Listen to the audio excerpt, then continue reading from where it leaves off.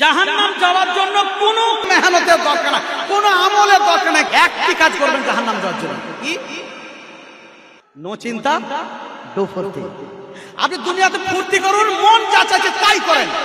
আলেমুলারা কি বলছেন, হাদিস কি বলেছে, কোরআন মাজিদ কি বলেছে, আল্লাহ কি বলেছেন, এ দেখার দরকার নাই। মন চাহে জিন্দেগি, মন যা চাইছে তাই করবেন। আমাদের অমুসলিমরা ভাইরা বলেন মন চাঙ্গা কি কাছেই গঙ্গা। এটা আমাদের ভাষা নয়, এটা অমুসলিমদের ভাষা। তবু মুসলিমরা ব্যবহার করছে মন চাঙ্গা তো কাছে গঙ্গা। আপনি জান্নাতে বাসস্থান নিতে গেলে, এই জায়গাতে যেতে গেলে আপনাকে অনেক কিছু করতে হবে। এটা বাংলা মোটা ভাষায় বলে অনেক কিছু খড়কুড়ো উড়াতে হবে, অনেক মেহনত করতে হবে, অনেক আমল করতে হবে, যার বিনিময়ে আপনি জান্নাত পাবেন ইহকাল আর পরকাল। যেমন আমি চলে আসছি সাঁইথিয়া থেকে, আমার বাড়ি সাঁইথিয়া, সাঁইথিয়ার পাশে বড় সিটা। ওখানে আমি একটা নদী পার হয়েছি, নদীটা পার হতে হয়েছে। একটা ব্রিজ আছে নদীতে, ট্রেনটা ব্রিজে পার হলো। আল্লাহ যদি আমাকে বাঁচান কালকে, তাহলে আমি কাঞ্চনজঙ্ঘায় হোক আর কোন একটা ট্রেন ধরে হোক ওই নদীটা পার হয়ে আবার বাড়ি যাব। ঠিক ইহকাল থেকে পরকাল যাওয়ার জন্য মাঝখানে একটা নদীর ব্রিজ আছে। ব্রিজটার নাম বলতে পারবেন? জি না, পুল সিরাত হচ্ছে কিয়ামত থেকে জান্নাত জাহান্নাম যাওয়ার জায়গা, ব্রিজটা হচ্ছে পুল সিরাত। ইহকাল থেকে পরকাল যাওয়ার মাঝখানে একটা ব্রিজ আছে। সেই ব্রিজটা হচ্ছে আরবিতে বলা হয় আল মওত, বাংলাতে বলা হয় মৃত্যু। এটা হচ্ছে ইহকাল থেকে পরকাল যাওয়ার ব্রিজ। মৃত্যু যতক্ষণ না হচ্ছে ততক্ষণ আপনি পরকাল পৌঁছাচ্ছেন না, মরার পরে আপনার পরকাল। তাহলে মৃত্যুটা আমাদের ব্রিজ, ইহকাল থেকে পরকাল যাওয়ার জন্য। এই ব্রিজটা সবাই পার হবে, নির্ঘাত আপনি পার হবেন, আমরা পার হব, এবং বিশ্বাস সবাই করে। একটা ব্রেন শট মানুষ, পাগল মানুষ, সেও মৃত্যুকে ভয় করে, মানে মৃত্যুকে বিশ্বাস করে। একটা পাগল, তাকে আপনি একটা বল্লম দেখান, একটা রাইফেল দেখান, কিংবা আগুন জ্বালিয়ে তার সামনে পাগলও কিছু হবে। কেন? আগুনে পুড়ে মারা যাবে, মানে মৃত্যুকেও বিশ্বাস করে। প্রত্যেকেই মৃত্যুকে বিশ্বাস করে, মৃত্যু নিশ্চিত। কিন্তু মৃত্যুর পরে কি হবে এখানে কথা বলে। কেউ বলে কি মৃত্যুর পরে, আমরা নয়, মুসলিমরা নয়, কিছু লোকের ধারণা যে মৃত্যুর পরে আমরা যদি ভালো ব্যবহার করে যাই, চরিত্র আখলাক যদি ভালো করে যায়, পরে আমরা সম্ভ্রান্ত উচ্চত মানের মর্যাদাপূর্ণ কোনো বংশে আমি জন্ম নেব। এটা কিছু মানুষের ধারণা, নাউজুবিল্লাহ মিন যালিক, এটা সত্য নয়। কিছু মানুষের ধারণা আমি মদমাতাল যদি হয়, নামাজ সালাত রোজা এসব যদি ভালো না বাসি, কোরআন হাদিস যদি ভালোবাসি না, কুকুর শ্রাল হয়ে জন্ম নেব। কিছু মনীষীদের ধারণা। আর যারা নাস্তিক তারা বলে মৃত্যুর পর আর কিছুই হবে না, মাটির সাথে মিশে যাবে, সব শেষ। কিন্তু আমাদের ধারণা এটা নয়। একবার পরকাল যে যাবে, ইহকাল আর আসতে পারবে না, সম্ভব নয়। মৃত্যুর পরে জান্নাত অথবা জাহান্নামের, জান্নাতের নিয়ামত কিংবা জাহান্নামের শাস্তি শুরু হয়ে যাবে। এই ব্রিজটা প্রত্যেককেই পার হতে হবে, কেউ বাঁচতে পারবে না। আল্লাহ তাআলা আলোচনা করেছেন সূরা জুমা 8 নম্বর আয়াতে, কুল ইন্নাল মাউতাল্লাযী তাফিররুনা মিনহু ফাইন্নাহু মুলাকীকুম সুম্মা তুরাদ্দুনা ইলা আলিমিল গায়বি ওয়াশ শাহাদা ফায়ুনাব্বিউকুম বিমা কুনতুম তা'মালুন। নবী, সারা বিশ্বের মানুষকে তুমি বলে দাও, ইন্নাল মাউতাল্লাযী তাফিররুনা মিনহু, তোমাদের মধ্যে যারা মৃত্যু থেকে বাঁচতে চাও, মওত থেকে বাঁচতে চাও, তুমি মরবে না, তুমি ছুটছো, তুমি বাঁচার চেষ্টা করছো, ফাইন্নাহু মুলাকীকুম, তুমি বাঁচতে পারবে না, তোমাকে মৃত্যুবরণ করতেই হবে।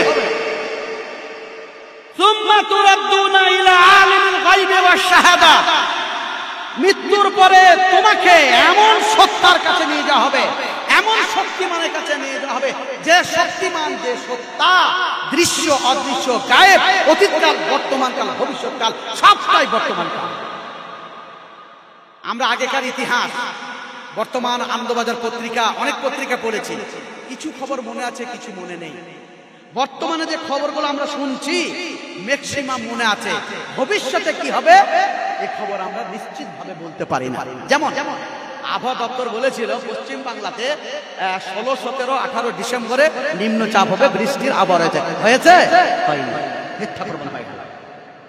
অর্থাৎ ভবিষ্যতের কথা কেউ জানে না, এমনকি আল্লাহ রাসূল ও আলিমুল গায়েব নন, ভবিষ্যৎ কথা জানতেন।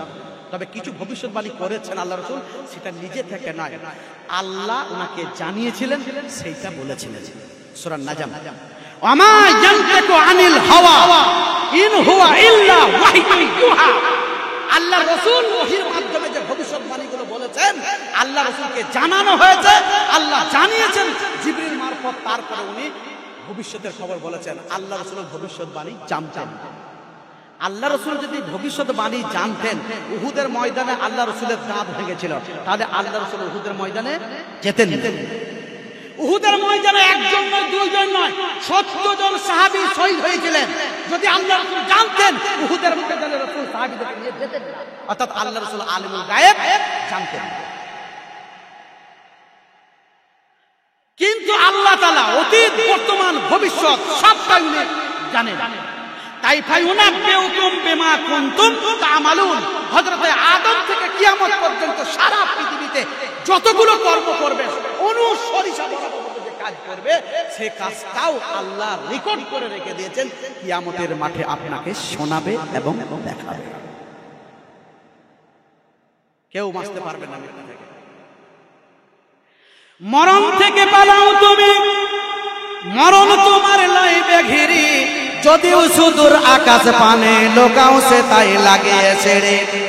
এ মহারোগের ঔষধ নেই, এ মহারোগের চিকিৎসক নেই, নেই সে ওষুধ জগতে, খোঁজে আকাতর হইলে কি হবে, পারিবে না তারে ফেরাতে। কবি কবির ভাষায় বলছে, মরণ থেকে পালাও তুমি, মরণ তোমার লইবে ঘিরি, যদিও সুদূর আকাশ পানে লোকাও সে তাই লাগিয়েছে।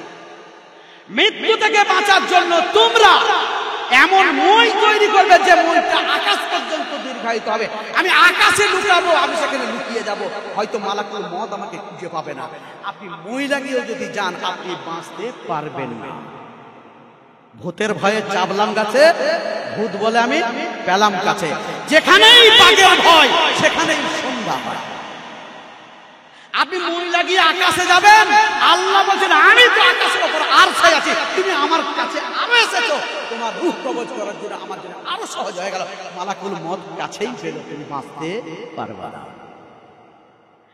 এ মহারোগের ঔষধ নেই, এ মহারোগের চিকিৎসক নেই, নেই সে ওষুধ জগতে, খোঁজে আকাতর হইলে কি হবে, পারিবে না তারে ফেরাতে। মৃত্যু থেকে বাঁচার জন্য এখনো কোনো মেডিসিন ওঠেনি, এখনো কোনো ঔষধ ওঠেনি, কোন ডাক্তার, কোন চিকিৎসক এখনো আল্লাহ জন্ম কাউকে দেননি, কিয়ামত পর্যন্ত দেবেও না। মৃত্যুর কোনো ঔষধ নেই। তাহলে আমরা পিজি যাই কেন, আমরা ব্যাঙ্গালোর যাই কেন, আমরা ভেলোর যাই কেন? এখানে একটা আকীদাগত ভুল আছে। অনেকেই বলে ওই ব্যক্তি চিকিৎসার অভাবে মারা গেল, কেউ বলে ওরা 5 বেলা একটু পিজিকে যা, ব্যাঙ্গালোরে নিয়ে একটু ব্যবস্থা কর, একটা ভেলোরে একটু নিয়ে যা না। আমরা বলি না, ভুল, শিরক হয়ে যাবে। আপনি যদি বলেন ওই ডাক্তারের কাছে গিয়েছিলাম, সার্জন ডাক্তার, সে অপারেশন করেছে বলে আমি বাঁচলাম, আমার আব্বা বাঁচলো, সরাসরি শেষ। আমার গলায় ইনফেকশন হয়েছে, ওই ডাক্তারের মাধ্যমে কোষ্টিকামটা হোমিওপ্যাথি ওষুধ খেয়েছি বলে গলায় ইনফেকশনটা আবার ভালো হয়ে গেল। আমি প্রচুর গ্যাসে ভুগছিলাম, আমি লিভাগট চুনটুটো না খেলে আমার গ্যাস ভালো হতো না। র্যান্টাক, ফ্যামট্যাক, ফ্যামোসিড এগুলো না খেলে আমার গ্যাস ভালো হতো না। এটা যদি আপনি মনে করেন, সরাসরি আপনার শিরক হয়ে যাবে। তাহলে ঔষধ কেন, ডাক্তারের কাছে যাব কেন? যতদিন বাঁচবো চিকিৎসা করে আমি সুস্থ থাকতে পারি, এর জন্য যাব, বাঁচার জন্য না। এক সেকেন্ড চোখ মারার, একটা চোখের পলক মারার পর্যন্ত আপনার হায়াত কমবেও না, বাড়বে না। কিছু মৌলবি সাহেবকে 500 টাকা মসজিদ মাদ্রাসায় দিলে দেখুন দোয়া করে দেয়, আল্লাহ তুমি তাকে হায়াত দারাজ করে না? হায়াত দ্বারা জিন্দিগিতে হবে না, এটা ছাড়তে হবে। আল্লাহ আপনার হায়াতকে বাড়িয়ে দেয়, আল্লাহ আপনাকে হায়াত দারাজ করুক, আল্লাহ আপনাকে আরো কিছুদিন বাঁচাক, এটা বলা যাবে না। আপনি আল্লাহর আইন সংবিধানের সঙ্গে আপনি সংঘর্ষ করছেন, জিহাদ করছেন, এটা বলা যাবে না। আল্লাহ আপনাকে সুস্থ রাখুক, হায়াতে তাইয়্যিবা, ভালো জীবন, সুস্থ জীবন আপনাকে দেখ, এই বলে দোয়া করবে। জিন্দিগিতে কাউকে হায়াত বাড়ুক আপনার, এ দোয়া করবে না। কেন বাড়বে না? এটা হচ্ছে মুআল্লাক, এটা মুআল্লাক নয়, এটা তাকদীরে মুবরাম, চেঞ্জ হবে না, মৃত্যু টাইম চেঞ্জ হবে না। ওয়ালা ইউআখিরুল্লাহু নাফসান ইযা জাআ আজালুহা ওয়াল্লাহু খাবীরুম বিমা তা'মালুন। সূরা মুনাফিকুনের লাস্ট আয়াত 28 পারা। আল্লাহ বলেন 1 সেকেন্ড চোখ বরাবর, চোখ মারা বরাবর পর্যন্ত তোমাকে টাইম দেওয়া হবে না। আমার আল্লাহ তাআলা বলেন তুমি যেখানেই যাও, তুমি যেভাবেই থাকো, তুমি বাঁচতে পারবে না। সময় নির্ধারিত, জায়গাও নির্ধারিত, যে জায়গাতে মৃত্যু হবে, যে টাইমে মৃত্যু হবে, ওই টাইমে ওই জায়গাতে আপনার মৃত্যু হবে, মালাকুল মউত পৌঁছে যাবে। আপনার মৃত্যু লেখা আছে 22 ডিসেম্বর 2023 তারিখে ব্যাঙ্গালোরে। আপনি এখানে জালসা শুনছেন, বসে আছেন, কিন্তু আপনার মৃত্যু আল্লাহ লিখে রেখেছেন 22 ডিসেম্বরেই হবে। আপনি গরিব মানুষ, 22 ডিসেম্বরেই আপনার মৃত্যু হবে বৈকাল 4টের সময়, কিন্তু আপনার জায়গাটা লেখা আছে ব্যাঙ্গালোরে। আজকে আপনি জালসা শুনছেন, বক্তব্য শুনছেন, কি করে হবে? একটা উদাহরণ, জালসার পরে আর খিচুড়ি আছে না বিরিয়ানি আছে? কিছু আছে খাবার? কি আছে? আপনি ওভারলোড খেয়ে ফেলেছেন, খিচুড়ি খেয়ে ফেলেছেন, প্রচুর খেয়ে নিয়েছেন, কিন্তু আমরা লিভার ফাংশনের গন্ডগোল, গোলবেলাডার স্টোন, আমরা পাথর আছে, প্রচুর খিচুড়ি খেয়ে নিয়েছেন, বাস ব্যাগ শুরু হয়ে গেছে। এর আগে জানতেন না ইনফেকশন আছে আপনার পিত্তথলিতে, আপনার কিডনিতে পাথর আছে, আপনার লিভারে গন্ডগোল আছে, ইনফেকশন আছে। আজকে বেশি খিচুড়ি খেয়ে ফেলেছেন রাত্রে, হঠাৎ করে রাত 12টা না যন্ত্রণা শুরু হয়ে যাবে। সকালবেলাতে বারাসাত নিয়ে যাবে আপনার ছেলেরা, আব্বাকে নিয়ে যাবে বারাসাতে।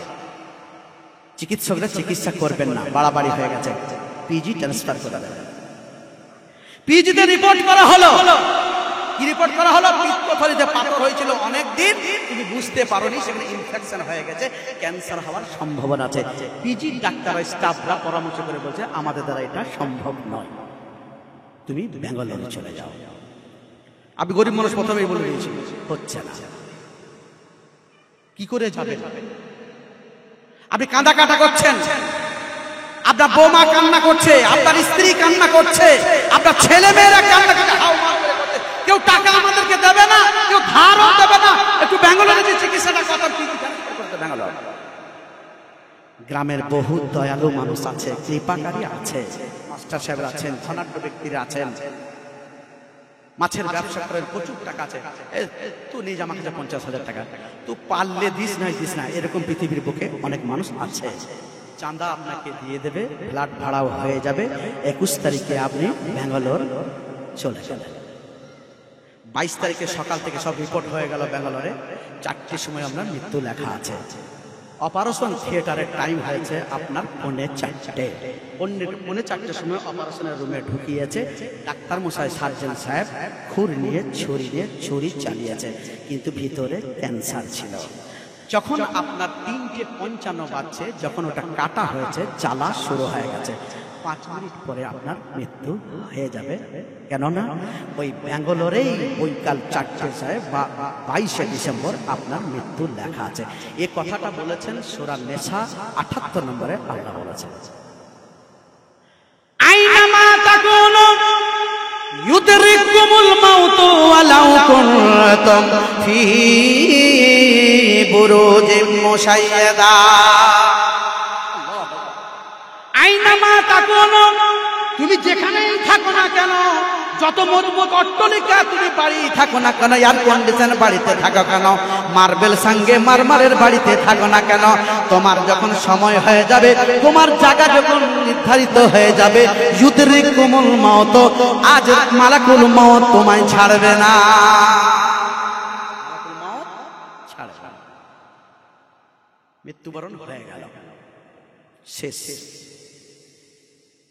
এবার কি করবেন? পরকালের যাত্রা আমার শুরু হয়ে গেল। মৃত্যু হওয়া মানে পরকালে আপনি পাড়ি দিয়েছেন, প্রথম ধাপ আপনার মৃত্যু। এবার লাশটাকে নিয়ে কি করবেন? আমার বিষয় হচ্ছে কি, পরকালের যাত্রা আমাদের গন্তব্যস্থল। মৃত্যুবরণ যখনই আপনি করবেন, তখনই আপনার স্থান নির্ধারিত হয়ে যাবে। আপনি বুঝে নেবেন আমি জান্নাতি না জাহান্নামী। ওই জায়গাতেই যখনই মালাকুল মউত রূহটাকে কবজ করবে, সঙ্গে সঙ্গে আপনি বুঝে নেবেন আমি জান্নাতে যাচ্ছি না জাহান্নামে যাচ্ছি। কিয়ামতের ফয়সালা দরকার নেই, ওখানেই বুঝে নেবেন। কিভাবে? আহমদ শরীফের হাদিস, আল্লাহর নবী মুহাম্মদুর রাসূলুল্লাহ বলেন সাল্লাল্লাহু আলাইহি ওয়াসাল্লাম, মালাকুল মউত রূহ কিন্তু নিয়ে যায় না। মালাকুল মউতের আমাদেরকে আজরাইল বলে, আজরাইল হাদিস জানা নেই ভাই, আমি এখনো পর্যন্ত পাইনি। আমার 47 বছর বয়স, 12 বছর বয়স থেকে মাদ্রাসায় পড়ছি, 14 বছর থেকে হাদিস পড়ছি, 14 বছর বয়স থেকে হাদিস পড়ছি, 33 বছর আমার হাদিস কোরআন পড়া হলো, এখনো পর্যন্ত আজরাইল শব্দটা কোরআন হাদিস আমি পাইনি। মনে হয় এটা ভাইরাস। আপনি ল্যাপটপ চালান না, মোবাইল চালান না, দেখবেন লাল লাল ভাইরাস ঢুকে যাবে, ডিলিট করতে হয়, তো মনে হয় যেন আজরাইলটাও ভাইরাস শব্দ। এই শব্দটা আমি এখনো পাইনি। যদি কেউ পেয়ে থাকেন ফোনে আমাকে বলবেন, আলহামদুলিল্লাহ পড়বো, আপনাকে জাযাকাল্লাহ দেবো। আজরাইল শব্দটা এখনো পাইনি। সূরা সাজদাতে এসেছে মালাকুল মউত, ওর নাম হচ্ছে মালাকুল মউত, মৃত্যুর ফেরেশতা, মৃত্যুর মালিক। ও এসে যাবে, রূহটাকে যখন কবজ করবেন মালাকুল মউত, উনি রূহ জান্নাত জাহান্নামে নিয়ে যান না, জানটাকে আল্লাহ মালাকুল মউত রূহটাকে নিয়ে যাবে। এর জন্য নির্বাচিত ফেরেশতা আছে যাদের নাম হচ্ছে মালাইকাতুর রাহমা বা মালাইকাতুল আযাব। জাহান্নামের শাস্তি, জাহান্নামের শাস্তি দেওয়ার ফেরেশতা আলাদা, জান্নাতে রহমত দেওয়ার মতো ফেরেশতা এরা হচ্ছে আলাদা।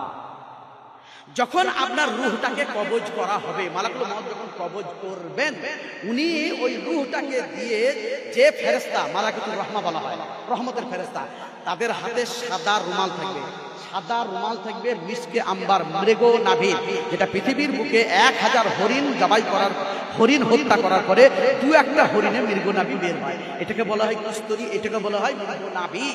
এই মৃগনাভির সেন্ট থাকবে, এই সেন্টটা যদি একবার পৃথিবীতে নাড়িয়ে দেওয়া হয়, সারা পৃথিবী কিন্তু সেন্ট হয়ে যাবে। এই মালাকুল মউত রূহটা কবজ করে ওই ফেরেশতাদের হাতে দেবেন, যাদের ফেরেশতাদের সাদা ধবধবে রুমাল থাকবে, মিসকে আম্বার সেন্ট থাকবে, তাদের রুমালে রূহটাকে মালাকুল মউত দিয়ে দেবেন। ওই সেন্ট আপনি অনুভব করতে পারবেন, আপনার রূহ অনুভব করবে, আপনি সেদিন বুঝতে পারবেন আমি জান্নাতে যাচ্ছি। ঠিক এর উল্টোটা যারা জাহান্নামে, তাদের মউত, তাদের রূহকে মালাকুল মউত কবজ করবে। কবজ করার পরে একটা নেকড়া, আমরা নাতা বলি, আপনারা কি বলে জানি না, আমার মা বোনের যে ভাতের হাঁড়ি তরকারি হাঁড়ি নামায় বা মুছে দেয়, যেটাকে কালো হয়ে যায়, ময়লা হয়ে যায়, তরকারি ঝোল টোল লেগে যায়, বন্ধ করে, আমরা এটাকে নাতা বলি। আপনারা কি বলেন? নাতাই বলেন? হ্যাঁ, তো ওই নাতা নেকড়া থাকবে কিছু ফেরেশতার হাতে। এত দুর্গন্ধ, আল্লাহ রাসূল হাদিসটা বলতে বলতে নাক ধরেছিল, এত দুর্গন্ধ। মালাকুল মউত জাহান্নামীদের রূহকে কবজ করে ওই গন্ধ মিশ্রিত নাতাতে ওই মালাকুল মউত রূহটাকে কবজ করে দিয়ে দেবে, আপনি গন্ধ অনুভব করবেন। সেই দিনই আপনি বুঝতে পেরে যাবেন পৃথিবীর বুকে আপনি ব্যাঙ্গালোরে মরেন, পিজিতে মরেন, আর বাড়িতেই মরেন, ওই গন্ধটা অনুভব করবেন। তার মানে আমাকে কবর এখনো নিয়ে যাওয়া হয়নি, আপনি বুঝতে পেরে যাবেন আমি জাহান্নামে যাচ্ছি। লাশ পড়ে রইল বাড়িতে, রূহ আর থাকে না ঘরের মধ্যে। এই রূহটাকে মালাকুল রাহমা, মালাইকাতুর রাহমা, যে জান্নাতের রহমতের ফেরেশতা, এরা এই রূহটাকে কোথায় নিয়ে যায়? ইল্লিয়িন।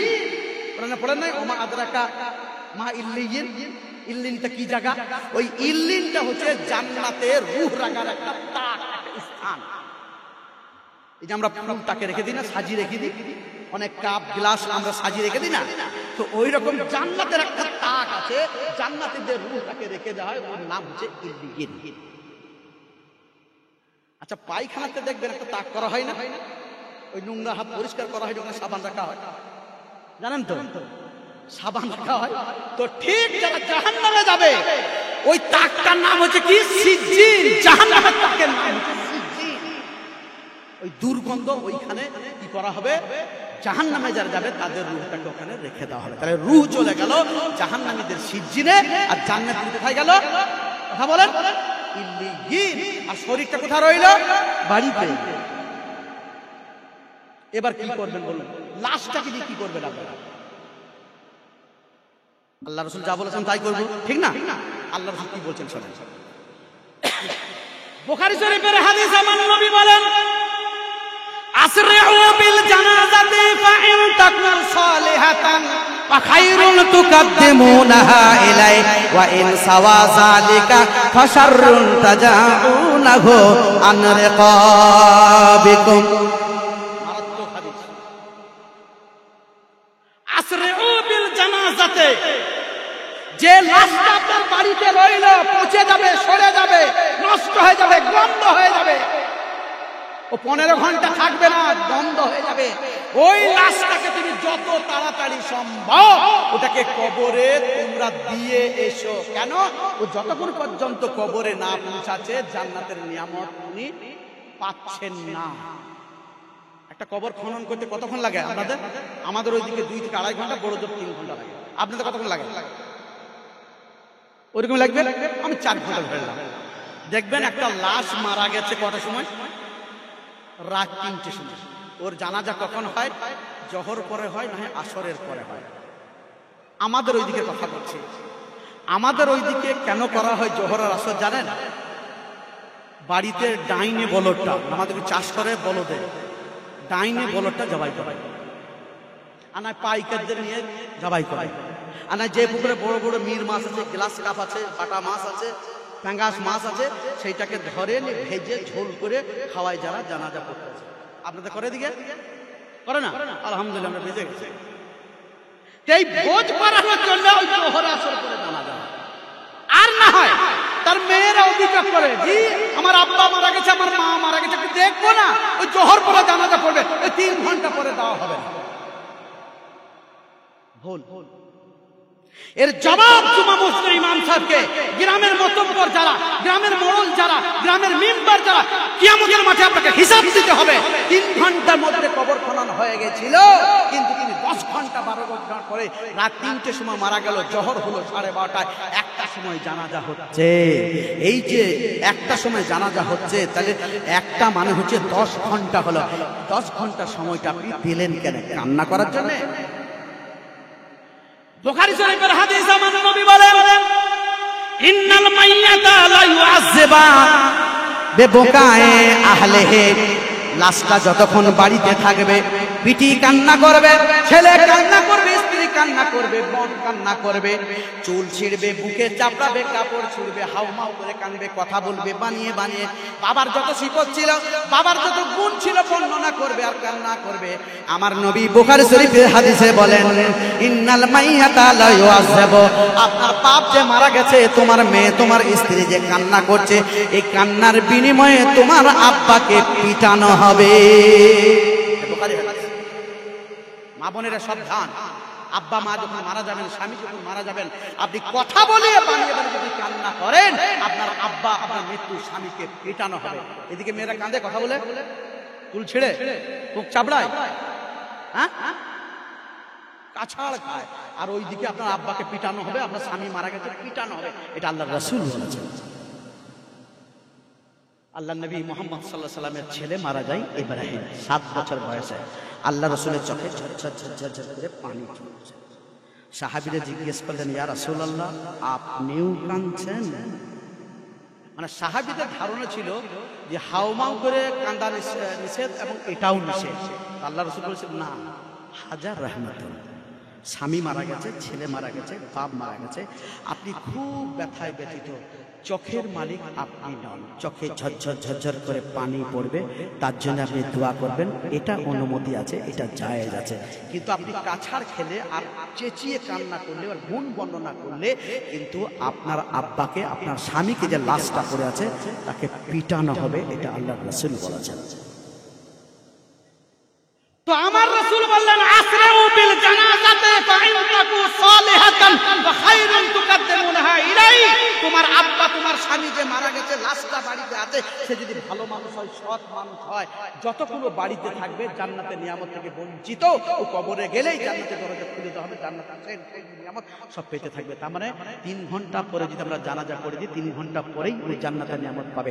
যদি 10 ঘন্টা রেখে দিই, 7 ঘন্টা জান্নাতের নিয়ামত থেকে তাকে আমরা বঞ্চিত করলাম। আমার একটা ভাই ব্যাঙ্গালোরে কাজ করে, চেন্নাই কাজ করে, ওই হাওড়াতে কাজ করে, মালদাতে কাজ করে, মুর্শিদাবাদে কাজ করে, তার অপেক্ষা করে আপনি আব্বাকে, স্বামীকে বঞ্চিত করলেন জান্নাতের নিয়ামত থেকে। আচ্ছা, যারা জাহান্নামে যাবে, মদ মাতাল যারা, নামাজ যারা পড়ে না, পাপ নেকি পার্থক্য করতে জানে না, সে মারা গেছে, তাহলে ওকে কবরে তাতে নিয়ে যাওয়া হবে না? কেন বলবো?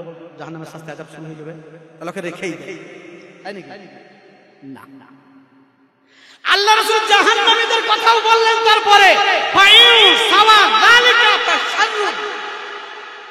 ও যদি জান্নাতি না হয়, বদমায়েশ হয়, ও হাদিস কোরআন মানত না, অনুসরণ করতো না, ও নামাজ রোজা করতো না, ও ধর্ম ছিলই না, ও মারা গেছে, ও কিন্তু লাশটা খুব নোংরা লাশ। আল্লাহ রাসূল বলেন সারলুন, ওই লাশটা নোংরা।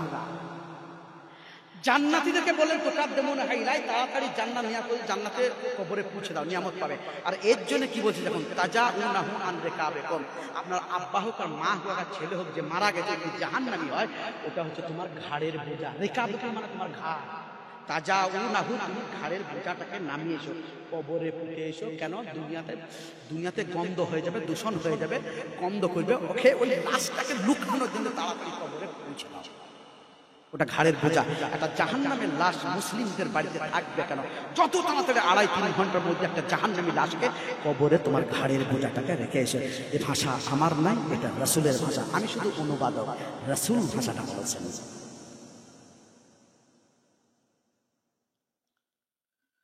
কবরে যখন রাখা হয়, জানাজা হয়ে গেল, জানাজাতে আমরা সব শরীক হয়। একটা হাদিস বলে নিই, বুখারী শরীফের হাদিস, মান শাহিদাল জানাজাতা, আমরা সবাই জানাজা করতে গেছি, যারা জানাজাতে, বুখারী শরীফের হাদিস, মান শাহিদাল জানাজাতা, যারা জানাজা পড়ার জন্য শরীক হয়, সে কত নেকি পায়? কি রাত, 1 রাত নেকি পায়। হাত্তা তুদফানা, তারপরে সে দাফন করল, মাটি দিল, মাটি দেওয়ার পরে আপন আপন দোয়া করে বাড়ি চলে যায়। ইস্তাগফারু লিআখিকুম, আল্লাহ রাসূল বলেছেন তোমরা সব আপন আপন অর্জনে দোয়া করবে, জামাতবদ্ধ নয়, আপন আপন দোয়া করবে। কেন? এখন ওকে প্রশ্ন করা হচ্ছে কবরে, এই প্রশ্নের যাতে উত্তর দিতে পারে তুমি, তার জন্য দোয়া করো। মাটি দেওয়ার, মাটি তো পাঠাতে চলে আসবে না, একা একা যে যা পারবেন বিনা হাত তুলে দোয়া করতে পড়ে যাবে, যাই যাচ্ছে। অন্য সময় যাবেন, হাত তুলে কবরের সামনে দোয়া করবেন, কিন্তু দাফনের পরে হাত তুলে দোয়া নয়, সেই জায়গাতে বিনা হাত তুলে আপনি দোয়া করে চলে আসবেন।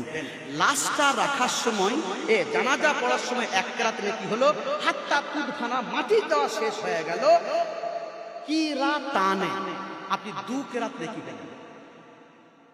ইয়া রাসূলুল্লাহ আমাকে রাতানে, আরবি শব্দ ইয়া রাসূলুল্লাহ, আমরাও যদি আরবি শব্দটা বুঝতে পারলাম না, কি বললেন?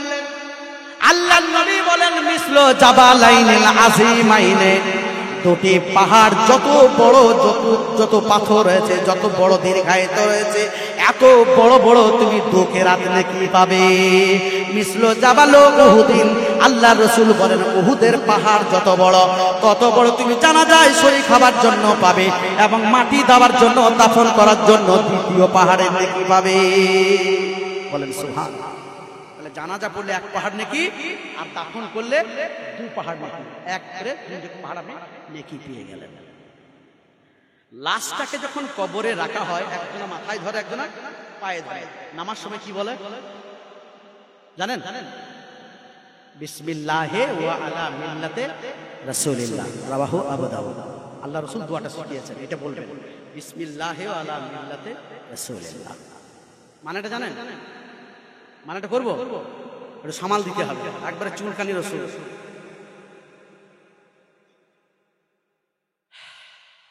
বিসমিল্লাহ, হে আল্লাহ তোমার নামে লাশটাকে আমি কবরে রাখছি। আলা মিল্লাতে রাসূলিল্লাহ, আল্লাহ রসুলের তরিকার উপরে, আল্লাহ রসুলের সুন্নতের উপরে, আল্লাহ রসুলের মাযহাবের উপরে। আর আপনার দাড়ি চাচা, লাশটাকে যখন রাখা হচ্ছে আপনার দাড়ি চাচা, আর বলা হচ্ছে বিসমিল্লাহি আলা মিল্লাতে রাসূলিল্লাহ, আল্লাহ রসুলের মিল্লাতের উপরে, আল্লাহ রসুলের তরিকার উপরে রাখলাম।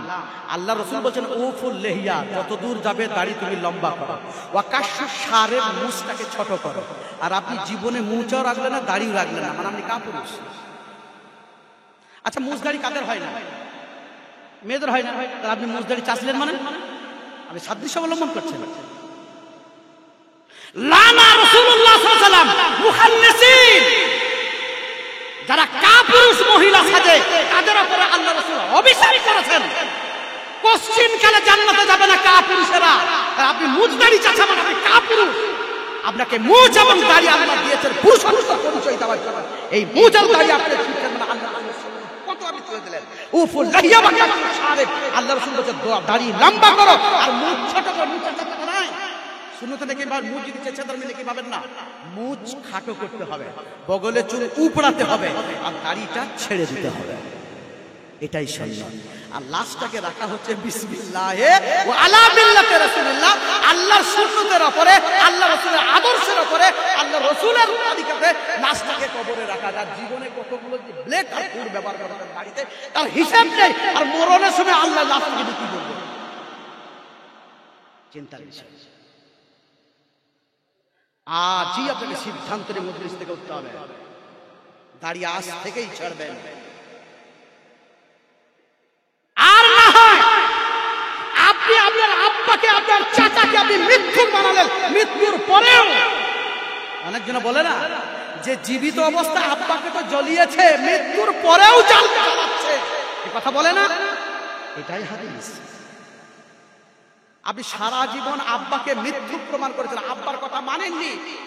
আব্বা রোজা রাখতে বলেছেন, আব্বা নামাজ পড়তে বলেছেন, আল্লাহ কোরআন পড়তে বলেছেন, তোমার একটা পা বাড়িতে একটা পা কবরে, তোমার সময় হয়েছে নামাজ পড়া, আমার সময় হয়নি। তুমি আব্বাকে মিথ্যুক বানিয়েছিলে, মরণের পরেও তুমি মিথ্যুক বানাচ্ছ। আব্বা হচ্ছে বাচ্চা চাচাদের বড় ভাই। আপনার আব্বা হজ করতে গেছে, আপনার ছোট চাচাও হজ করতে গেছে।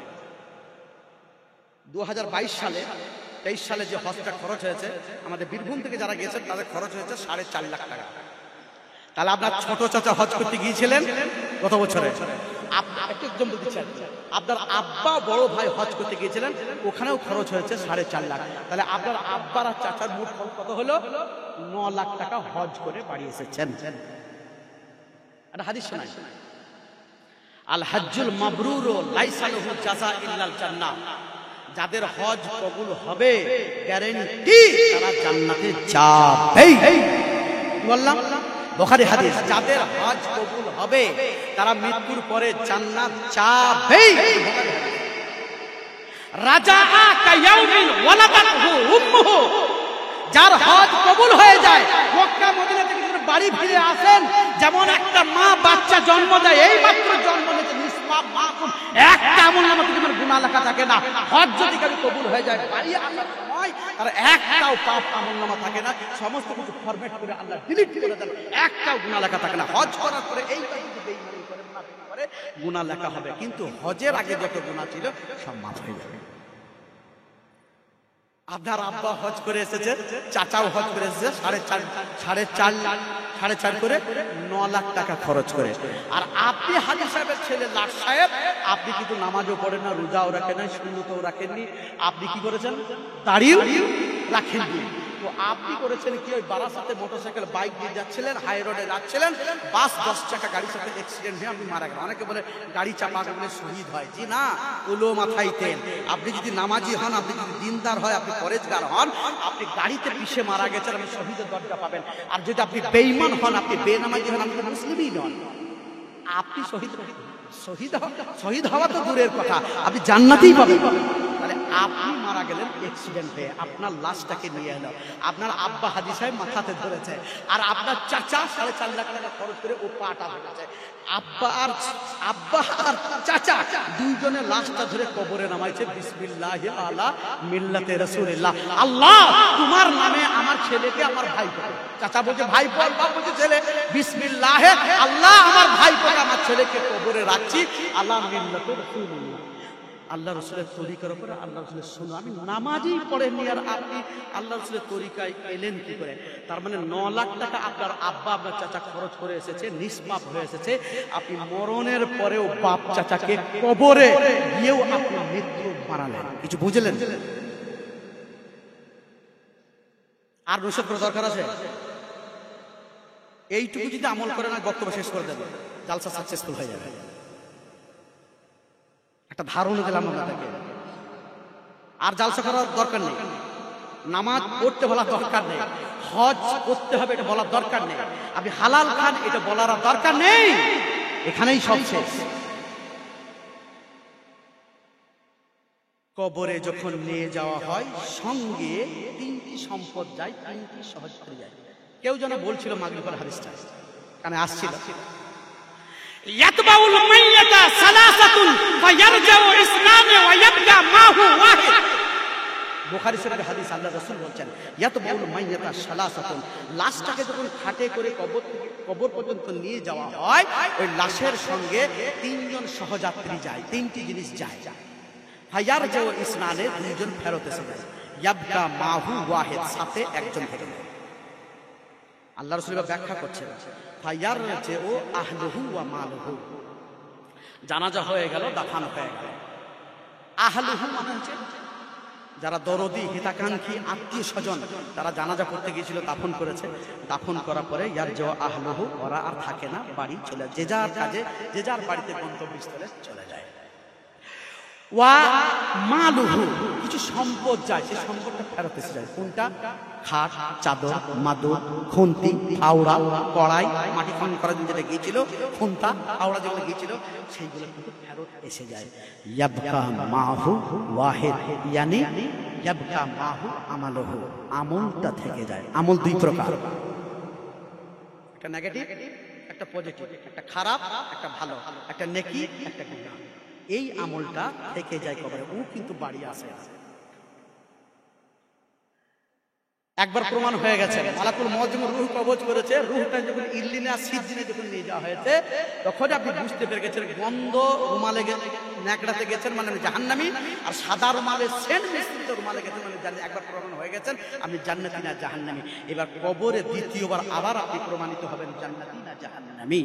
কবরে যখন আপনাকে রাখা হলো, সবাই যখন চলে এলো, এবার 2 জন পরীক্ষক উপস্থিত হয়ে যাবে, প্রেজেন্ট 2 জন ফেরেশতা এসে যাবে, আপনার পরীক্ষা নেবেন, আপনি বেঈমান না ঈমানদার, এবার আপনার পরীক্ষা শুরু হবে।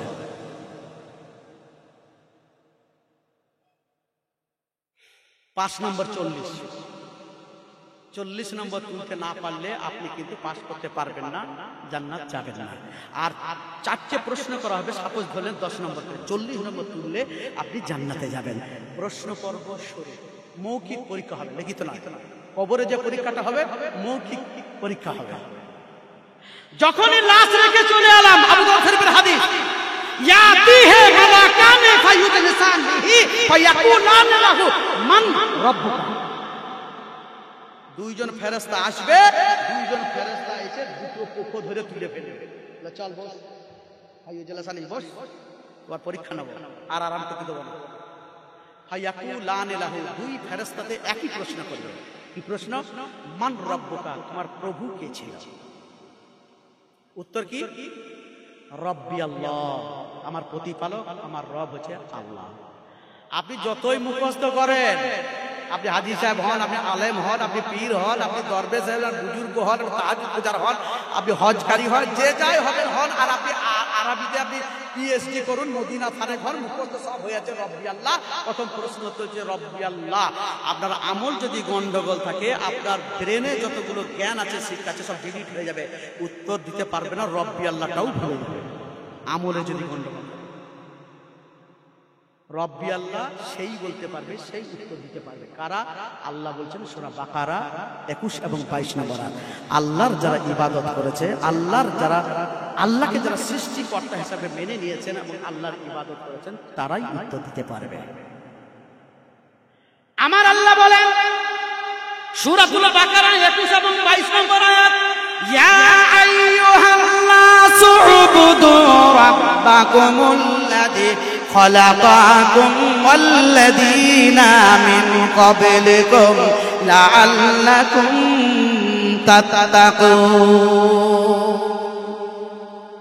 আল্লাহ বলেন ইয়া আইয়ুহান নাস, হে সারা পৃথিবীর মানুষ। নাস মানে হচ্ছে হাঁড়ি, বাউরি, মুচি, ছোট জাত, বড় জাত, মল্লিক, চৌধুরী যত আছে।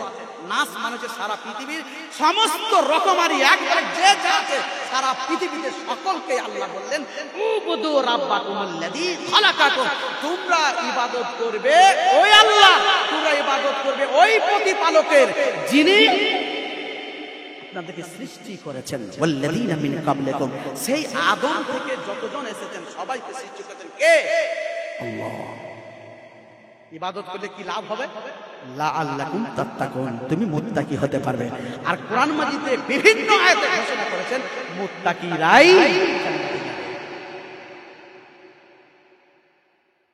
আচ্ছা, আমরা জান্নাতের জন্যই শুধু ইবাদত করব না দুনিয়াতে কিছু নেব? অনেকজন বলে না নগদ যদি না পাই কোনো লাভ আছে? ওই পরে থেকে দিব্যা না মলি সাহেবরা ওই আদায় করতে আসে না মাঝে মধ্যে, ও কিয়ামতের মাঠে কি হবে জানি না। ও নগদ কিছু পাবো কি? মাদ্রাসায় জালসা করছো কিছু ভোজ পাবো, তাবারুক পাবো কি, বিরিয়ানি পাবো কি? তাহলে ভালো কাজ করবো, কিছু দান করবো। দেখেন আল্লাহ জান্নাতের আগে কি দিয়েছে দেখেন। দ্বিতীয় 22 নম্বর আয়াতে আল্লাহ সূরা বাকারায় বলছেন আল্লাযী জাআলা লাকুমুল আরদা ফিরাশান ওয়াস সামাআ বিনাআ ওয়া আনজালা মিনাস সামাই মাআন ফাআখরাজা বিহি মিনাত তামারাতি রিজকাল লাকুম ফালা তাজআলু লিল্লাহি আনদাদান ওয়া আনতুম তা'লামুন। আল্লাযী জাআলা লাকুমুল আরদা ফিরাশা, এই যে জমিন, এই মাটিকে আল্লাহ তাআলা আমাদের উপকারের জন্য, আমাদের উপকারের জন্য কি করেছে? আল্লাহ জমিনকে বিছানা স্বরূপ বিছিয়ে রেখেছেন। এই জমিনে আপনি যেভাবে চলবেন আপনার বিরুদ্ধে কোনো মোকদ্দমা দায়ের করবে না। এই জমিনে আপনি মোটরসাইকেল চালাবেন 70 বেগে, আপনি ট্রাক্টর চালাবেন, আপনি ডজার চালাবেন, আপনি ট্রেন চালাবেন, সবকিছু জমিনে চালাবেন। কেন? আপনার প্রয়োজন, আপনার উপকারের জন্য, আপনার স্বার্থে আল্লাহ জমিন তৈরি করেছেন। জমিন আপনার বিরুদ্ধে কোনো কথা বলবে না। আপনি জমিনে যা চাইবেন তাই করবেন। আল্লাহ বলছে তোমার জন্য একটা নগদ দিয়েছি। আল্লাযী জাআলা লাকুমুল আরদা ফিরাশা, আমি পৃথিবীটাকে সাজিয়ে রেখেছি, বিছানা সব বিছিয়ে রেখেছি, যা ইচ্ছা তাই তুমি করবে।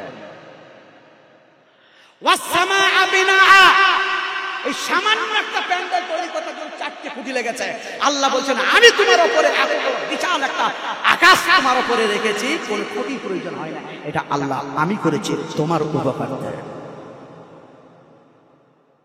ওয়া আনজালা মিনাস সামাই মাআন, ওই আকাশ থেকে আমি আল্লাহ পানি বর্ষণ করি, শিশির বর্ষণ করি। ফাআখরাজা বিহি মিনাত তামারাতি রিজকাল লাকুম, তুমি ফলের গাছ লাগাও, তুমি শস্য দানার গাছ লাগাও, তুমি তরি তরকারির গাছ লাগাও, যে বীজ বপন করো, আকাশ থেকে বৃষ্টি হয়, শিশির পড়ে, জমিনকে অ্যাকসেপ্ট করে, জমিনকে গ্রহণ করে, মাটি উর্বর হয়, তুমি চাষ করো, ফসল বপন করো। আল্লাহ বলছে আমি তোমাকে ওই ফসলগুলো দিয়ে, ফলগুলো দিই, রিজকাল লাকুম, এটা তোমার খোরাক, এটা তুমি রোজি।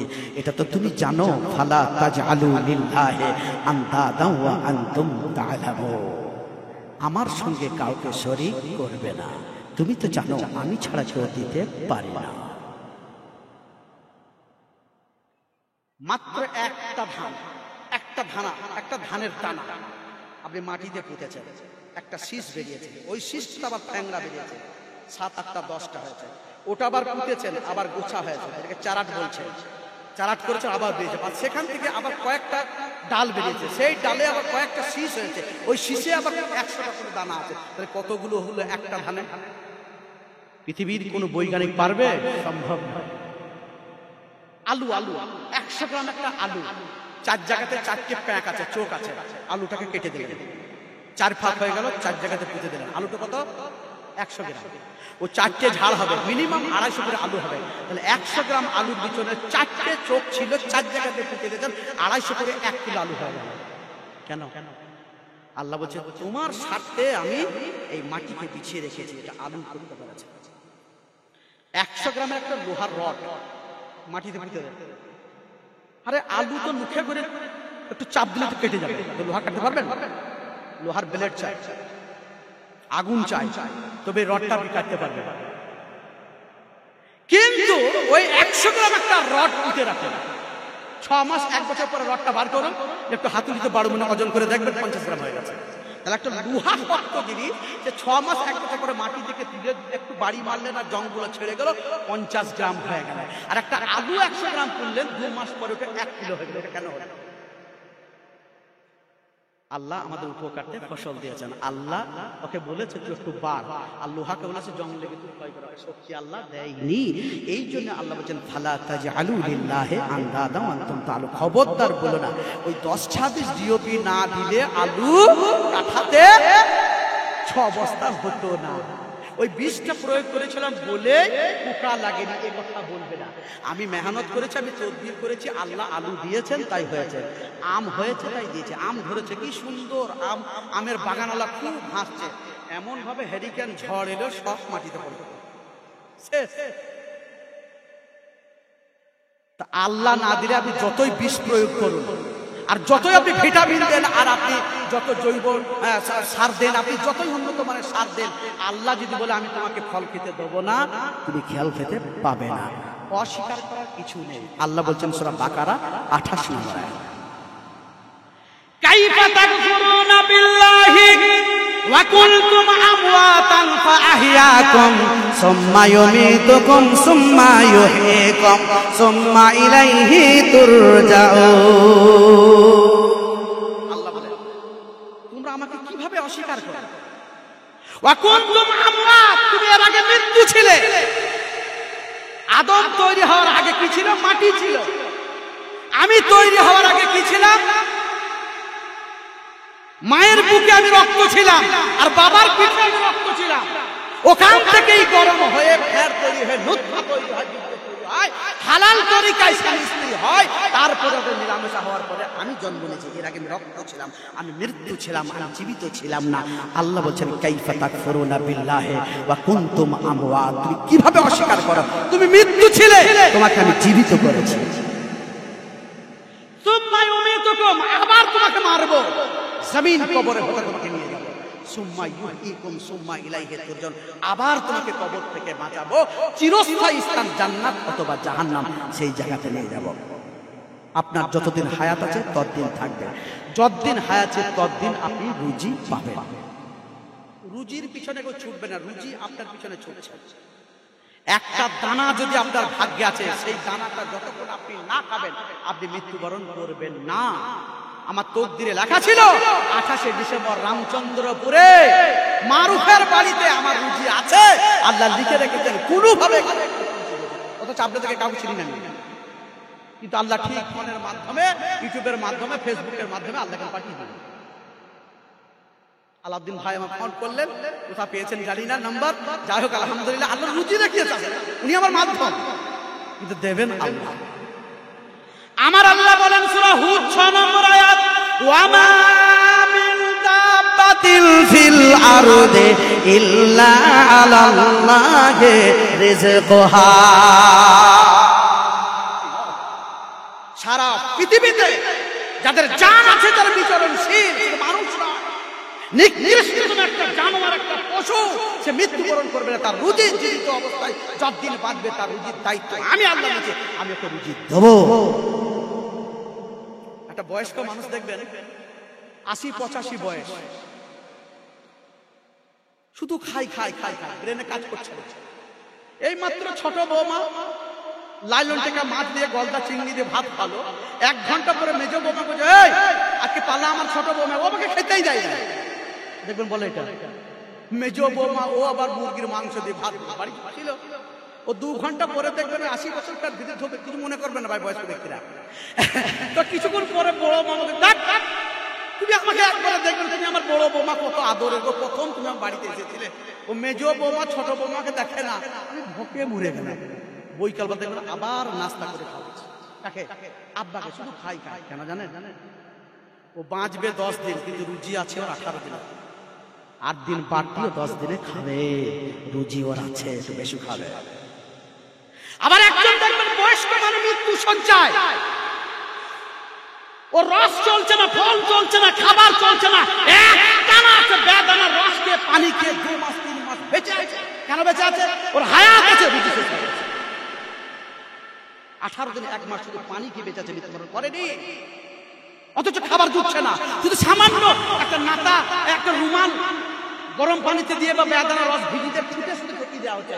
দাদিমা, আমার দাদি নানি বেঁচে আছে 1 মাস, শুধুমাত্র বেদানা ছুটে একটু রস দিয়ে সে বেঁচে গেছে। কেন? ওর হায়াত আছে, রুজি শেষ হয়ে গেছে। আল্লাহকে রুজি দেবে না, কিন্তু হায়াত রেখে দিয়েছে। তো রুজি আমার যেটা আছে, যেখানে যেভাবে আছে সেই জায়গাতে আমি রুজি আমার আসবই এবং আমি খাবো। যদি রুজি না থাকে আমি সেই জায়গাতে যেতে পারবো না। আল্লাহ প্রশ্ন করবে, আল্লাহ রাসূল বলতেন ফেরেশতারা প্রশ্ন করবেন, মান রব্বুকা, তোমার প্রভুকে। আপনি আল্লাহকে যদি সৃষ্টিকর্তা হিসাবে মেনে নেন, তার যদি ইবাদত করেন, তাকে যদি রুজি দাতা মনে করেন, তাহলে উত্তর দিতে পারবেন। আমরা আল্লাহকে রুজি দিতে মানি তো? একটু পরীক্ষা করে দেখবেন, বহু বাড়িতে মাস্টার মানুষ, ইঞ্জিনিয়ার, চাকরি করে, বহু জমি জায়গার মালিক, জলকর আছে, মাঠ বহু ছিল, লাখ লাখ কোটি কোটি টাকা পায়, কিন্তু তার বাড়িতে দেখবেন মাত্র একটা ছেলে আর একটা মেয়ে, আছে না? কেন বলতো? ও ধারণা একটা মেয়ে একটা ছেলে এসছে, ছেলেদেরকে সুখে রাখতে পারবো না, যদি তৃতীয়টা নিয়ে 4 নম্বর নিয়ে 5 নম্বর নিয়ে আমার ছেলেকে সুখী করতে পারবো না, ওদেরকে আমরা যোগ্য বানাতে পারবো না, এটা আমরা মনে করি। এটা আমরা মনে করি। আমরা 2টি নিয়েছি, 3টে নিয়েছি। কেন? 2টি মেয়ে হয়েছে, আশা ছিল 3টে একটা ছেলেও হইতে পারে, তাই 3টে নিয়েছি। একজনের 4টে ছেলে হয়েছে, বুঝলেন? ওকে জিজ্ঞেস করা হয়, তুমি 4টে কেন ছেলে নিয়ে এলে? বলছে আপনি জানেন না, 3টে ছেলে হলো তো আমার জামাইয়ের মিষ্টি ভাবে সব হলো, 4র্থ নম্বর হয়তো হইতে পারে একটা বেটি আবার বেটা হয়ে গেছে। আর আমার আল্লাহ বলেন সূরা আনআম 151 নম্বর আয়াত, লা তাকতুলু আওলাদাকুম মিন ইমলাকিন নাহানু নারযুকুকুম ওয়া ইয়াহুম।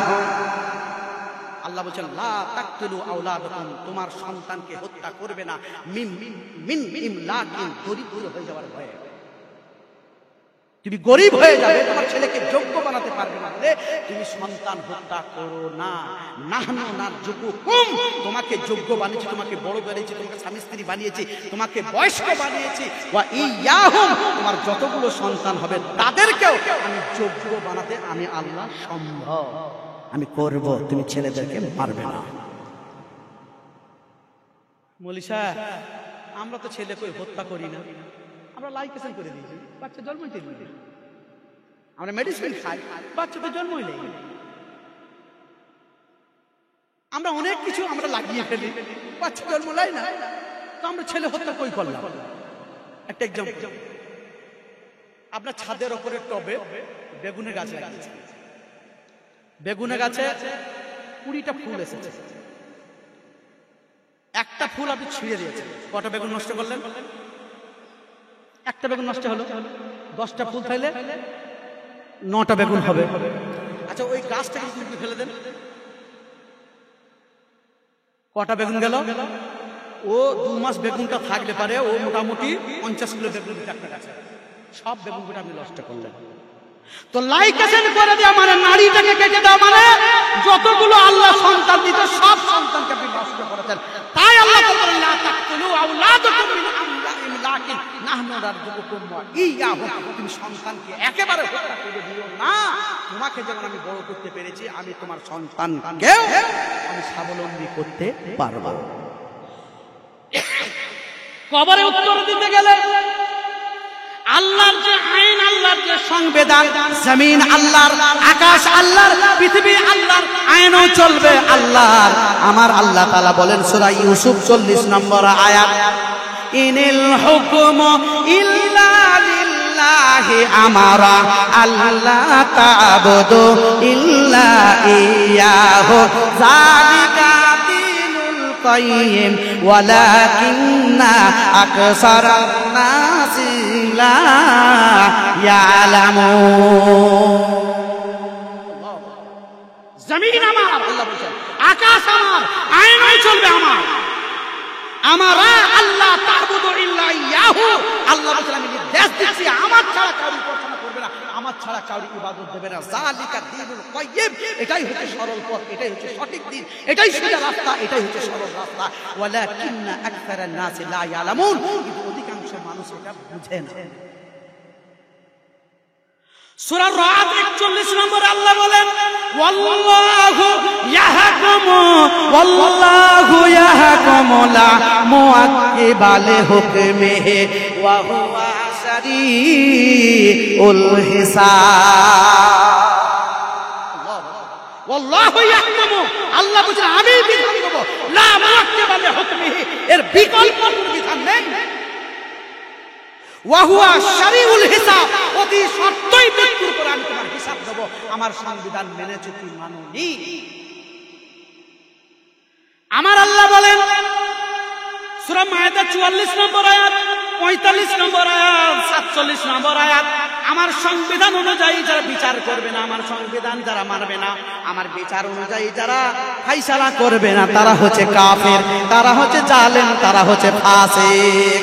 ওয়া মান লাম ইয়াহকুম বিমা আনজালাল্লাহু ফাউলাইকা হুমুল কাফিরুন। সূরা মায়েদা 44 নম্বর আয়াত। আল্লাহ বলেন আমার সংবিধান অনুযায়ী যারা ফায়সালা বিচার যারা করে না, আমার সংবিধান অনুযায়ী যারা চলে না, আল্লাহ তাআলা সোজাসুজি বললেন সে কাফের। 45 নম্বরে আল্লাহ বলেন ওয়া মান লাম ইয়াহকুম বিমা আনজালাল্লাহু ফাউলাইকা হুমুজ জালিমুন। আমরা বলি না বিজেপি সরকার জুলুম সরকার, অত্যাচারী সরকার, আমরাও জালেম যদি আল্লাহর সংবিধান না মানি, আমরাও অত্যাচারী। আল্লাহ বলছেন আমার ফায়সালা, আমার বিধান অনুযায়ী যারা ফায়সালা দেবে না, যারা সংবিধান মানবে না, তারা হচ্ছে জালেম, তারা হচ্ছে অত্যাচারী। 47 নম্বরে আল্লাহ বলেন ওয়া মান লাম ইয়াহকুম বিমা আনজালাল্লাহু ফাউলাইকা হুমুল ফাসিকুন। আই খারিজুন আনিল ইতাআত, জালালাইন খুলে দেখবেন এই ফাউলাইকা হুমুল ফাসিকুনের পাশেই লেখা আছে আই খারিজুন আনিল ইতাআত। কোরআন হাদিসের ইসলামের শরীয়ত অনুকরণ থেকে তুমি বের হয়ে গেলে, মানে ইসলামের গণ্ডি থেকে তুমি বের হয়ে গেলে আল্লাহর সংবিধান যদি না মানো। তাহলে কার সংবিধান মানতে হবে? আল্লাহর সংবিধান। সূরা আরাফ 3 নম্বর আয়াত, ইত্তাবিউ মা উনজিলা ইলাইকুম মির রাব্বিকুম ওয়া লা তাত্তাবিউ মিন দুনিহি আউলিয়া ক্বালিলাম মা তাযাক্কারুন।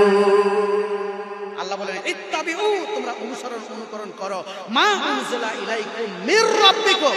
ওই যে কবরে প্রশ্ন করা হবে মান রব্বুকা, ওই শব্দটাই ইত্তাবিউ মা উনজিলা মির রাব্বিকুম, তোমার প্রভু প্রতিপালকের কাছ থেকে যে সংবিধান অবতীর্ণ হয়েছে সেইটাকে অনুসরণ করো। ওয়ালা তাত্তাবিউ মিন দুনিহি আউলিয়া, যত বড় পীর বুজুর্গ দরবেশ হোক আর যত বড় সাইকুল হাদিস হোক, তার মতামত আপনি মানতে পারেন না। আল্লাহ যে মতামত দিয়েছেন সেই সিদ্ধান্তটাই চূড়ান্ত, আমল করার জন্য, বাস্তবে আনার জন্য।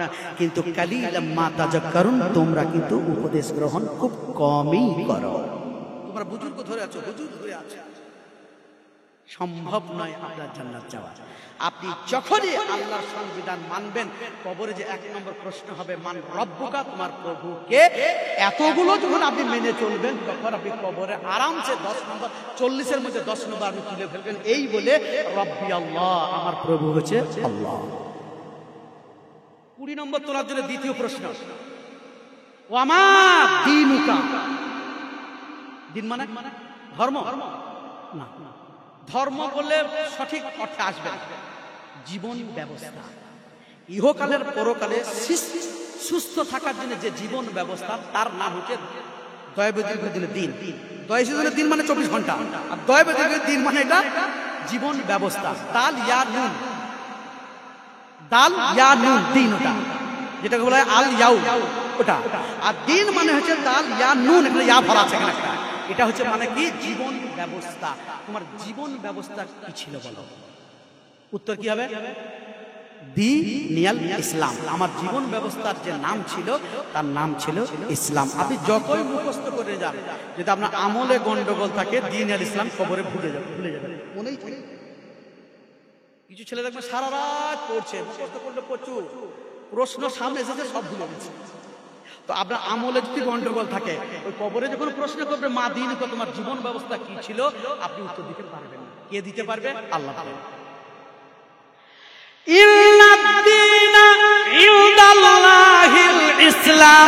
আমার আল্লাহ বলেন সূরা আলে ইমরান 19 নম্বর আয়াত, ইন্নাদ-দীনা ইনদাল্লাহিল ইসলাম।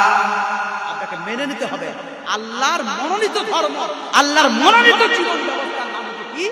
ইসলাম। ইসলাম ছাড়া আপনি অন্য কোনো নিয়ম নীতি মানতে পারেননি। এটা আল্লাহ তাআলা পার হয়ে 85 নম্বর আল্লাহ বলেছেন, وَمَن يَبْتَغِ غَيْرَ الْإِسْلَامِ دِينًا فَلَن يُقْبَلَ مِنْهُ وَهُوَ فِي الْآخِرَةِ مِنَ الْخَاسِرِينَ। ইসলাম অপেক্ষা করে, ইসলামকে বাদ দিয়ে, কোরআন আর সহিহ হাদিসকে বাদ দিয়ে অন্য নীতি আপনি মানবেন, আপনার ধর্ম, আপনার কর্ম, আপনার আমল গ্রহণই হবে না। ওয়াহুয়া ফিল আখিরাতি মিনাল খাসিরিন। কবরে আপনি প্রশ্ন করতে পারবেন, আপনি ক্ষতিগ্রস্ত জাহান্নামেই আপনি যাবেন। অর্থাৎ ইসলামকেই মানতে হবে, কোরআন সহিহ হাদিস মোতাবেকই আপনাকে ইসলামকে মানতে হবে। সূরা বাকারা 208 নম্বরে আল্লাহ বলেন, ইয়া আইয়ুহাল্লাযীনা আমানু দুখুলু ফিস-সিলমি কাফা ওয়া লা তাত্তাবিউ খুতুওয়াতিশ শাইতান ইন্নাহু লাকুম আদুউম মুবিন। দ্বিতীয় প্রশ্নের উত্তর আপনি দিয়ে 20 নম্বর তুলবেন কখন? আল্লাহ বলছেন, ইয়া আইয়ুহাল্লাযীনা আমানু দুখুলু ফিস-সিলমি কাফা। ইসলামে পরিপূর্ণ আপনাকে প্রবেশ করে যেতে হবে। ওয়ালা তাত্তাবিউ খুতুওয়াতিশ শায়তান, শয়তানের কুমন্ত্রণা থেকে, শয়তানের নকশে কদম, শয়তানের পায়রবি থেকে আপনাকে বেঁচে চলতে হবে। কেন? ইন্নাহু লাকুম আদুউম মুবিন। শয়তান হচ্ছে তোমার জন্য প্রকাশ্য শত্রু। আমরা শয়তান ত্যাগ করেছি, ইসলামে পরিপূর্ণ এসেছি। একটা উদাহরণ দিন। একটা হাজী সাহেব আকিপুরের ঘটনা বলি। আকিপুরে একজন হাজী সাহেব আসরে নামাজ পড়েছেন। আসরে নামাজ পড়ে ও পশ্চিম পাড়াবাগে যাচ্ছে, আর একটা মাচা আছে, ওই মাচাতে একজন একবারে সাদা লুঙ্গি এবং একটা জুব্বা, এই সাদা লুঙ্গি আর একটা জুব্বা পরে মাচাতে বসে আছে, আড্ডাখানায় বসে আছে। এই হাজী সাহেব মনে করেছে ও তাহলে খুব একটা পরেশগার দিনদার মানুষ। সে জুব্বা যখন পরে আছে, সাদা লুঙ্গি যখন পরে আছে, হাজী সাহেব যে মাচা তালাতে আড্ডাখানাতে গিয়ে বলছে, আসসালামু আলাইকুম, ভালো আছেন? ও তখন কি করছে, কি হাসতে শুরু করলো, রে ভাই তোমাকে আমি সালাম দিলাম, তুমি এটা কি করছো? বলছে, আমি যে কি মাল, তুমি আমাকে চিনো না, তুমি আমাকে মনে করেছিলে মুসলিম না, ভালো মানুষ, আমি হচ্ছে ইবলিস, শয়তান। হাজী সাহেব বলছে, মেনে নিই না। কেন? মৌলী সাহেবজি বলেছে খুতবাতে একদিন, কি বলেছে? ইবলিস নাকি আল্লাহর কাছে শক্তি নিয়ে নিয়েছে, কিয়ামত পর্যন্ত আমাকে হায়াত দাও, আর কিয়ামত পর্যন্ত আমি মানুষকে পথভ্রষ্ট করে জাহান্নামে নিয়ে যাব। তো ইবলিস শয়তান তো শয়তানি কাজ করছে, তুমি তো মাচাতে বসে আছো, তাহলে তোমাকে শয়তান বলে দলিল হিসাবে তুমি খাচ্ছে না। শয়তান বলছে, হাজী সাহেব আমার কাজ চলছে। কিভাবে? বলছে, তুমি যে নামাজ পড়লে আকিপুরে ওই পূর্ব পাড়ার মসজিদে, কজন মুসল্লি ছিল? বলছে, এক কাতার ছিল। বলছে, এক কাতারে কজন মুসল্লি ছিল? বলছে, এক কাতারে মোটামুটি 30 জন হবে। আচ্ছা হাজী সাহেব একটু জানেন ভোটার লিস্টে নাম কত আছে আপনাদের? বলছে, দাদা ওই সময় একটা কমরেড ছিল, দেখো আমাদের ভোটার লিস্টের নাম কত আছে? আপনাদের কত? রামচন্দ্রপুরে মাস্টার সাহেব বলেন, আপনাদের আকিপুরের ভোটার লিস্টের নাম কত আছে মোটামুটি? মিনিমাম একটু বলেন যে 1064 উনার ভোটে, আর মুসল্লি কজন? 30 জন। তাহলে 1064 মধ্যে 30 জন মসজিদে আর 1034 জন বেনামাজি। তাহলে 1034 জন বলছে আমার দলে, আর 30 জন হাজী সাহেব আপনার দলে। তাহলে আমার কাজ চলছে না? আমার কাজ চলছে। আমি বিশ্রাম দিচ্ছি। মানুষ যে কাজ করে আমি গালে হাত দিয়ে চিন্তা করি, আমিও এত বড় কাজ করি।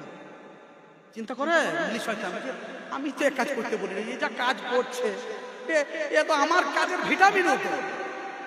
ও যা কাজ করছে, মানুষ এত পাপ করছে। এই যারা ব্যাংকে সুদ দিচ্ছে, যে মুসলিমরা সুদ দিচ্ছে, যারা চোটা টাকা খায়, আর তো পার হাউস খুলে রেখেছে, আর পার হাউস খুলে রেখেছে। যারা মদ বিক্রি করে, মুসলিমরাই মদ বিক্রি করে, মুসলিমরাই মদ খায়। পাপের মার্কাজ তারা খুলে রেখেছে, সব তো ইবলিসের শয়তানের দলে। তাই আল্লাহ বললেন, ইয়া আইয়ুহাল্লাযীনা আমানু দুখুলু ফিস-সিলমি কাফা ওয়া লা তাত্তাবিউ খুতুওয়াতিশ শাইতান ইন্নাহু লাকুম আদুউম মুবিন। ইসলামে তোমাকে পরিপূর্ণ প্রবেশ করে যেতে হবে। আর এই ইসলাম পূর্ণ হয়ে গেছে আল্লাহর নবীর জীবদ্দশাতেই। সূরা মায়দা 3 নম্বর আয়াত আমার আল্লাহ বলেন, আল-ইয়াউমা আকমালতু লাকুম দীনাকুম ওয়া আতমামতু নি'মাতি ওয়া রাজিতু লাকুমুল দীনা ইসলামা। সূরা মায়দা 3 নম্বর। আরফার ময়দানে হাজী সাহেব সব আরফার ময়দানে পৌঁছা, 9 জিলহজে আরফার ময়দানে পৌঁছায়। আল্লাহ রাসূল আরফার ময়দানে পৌঁছেছেন।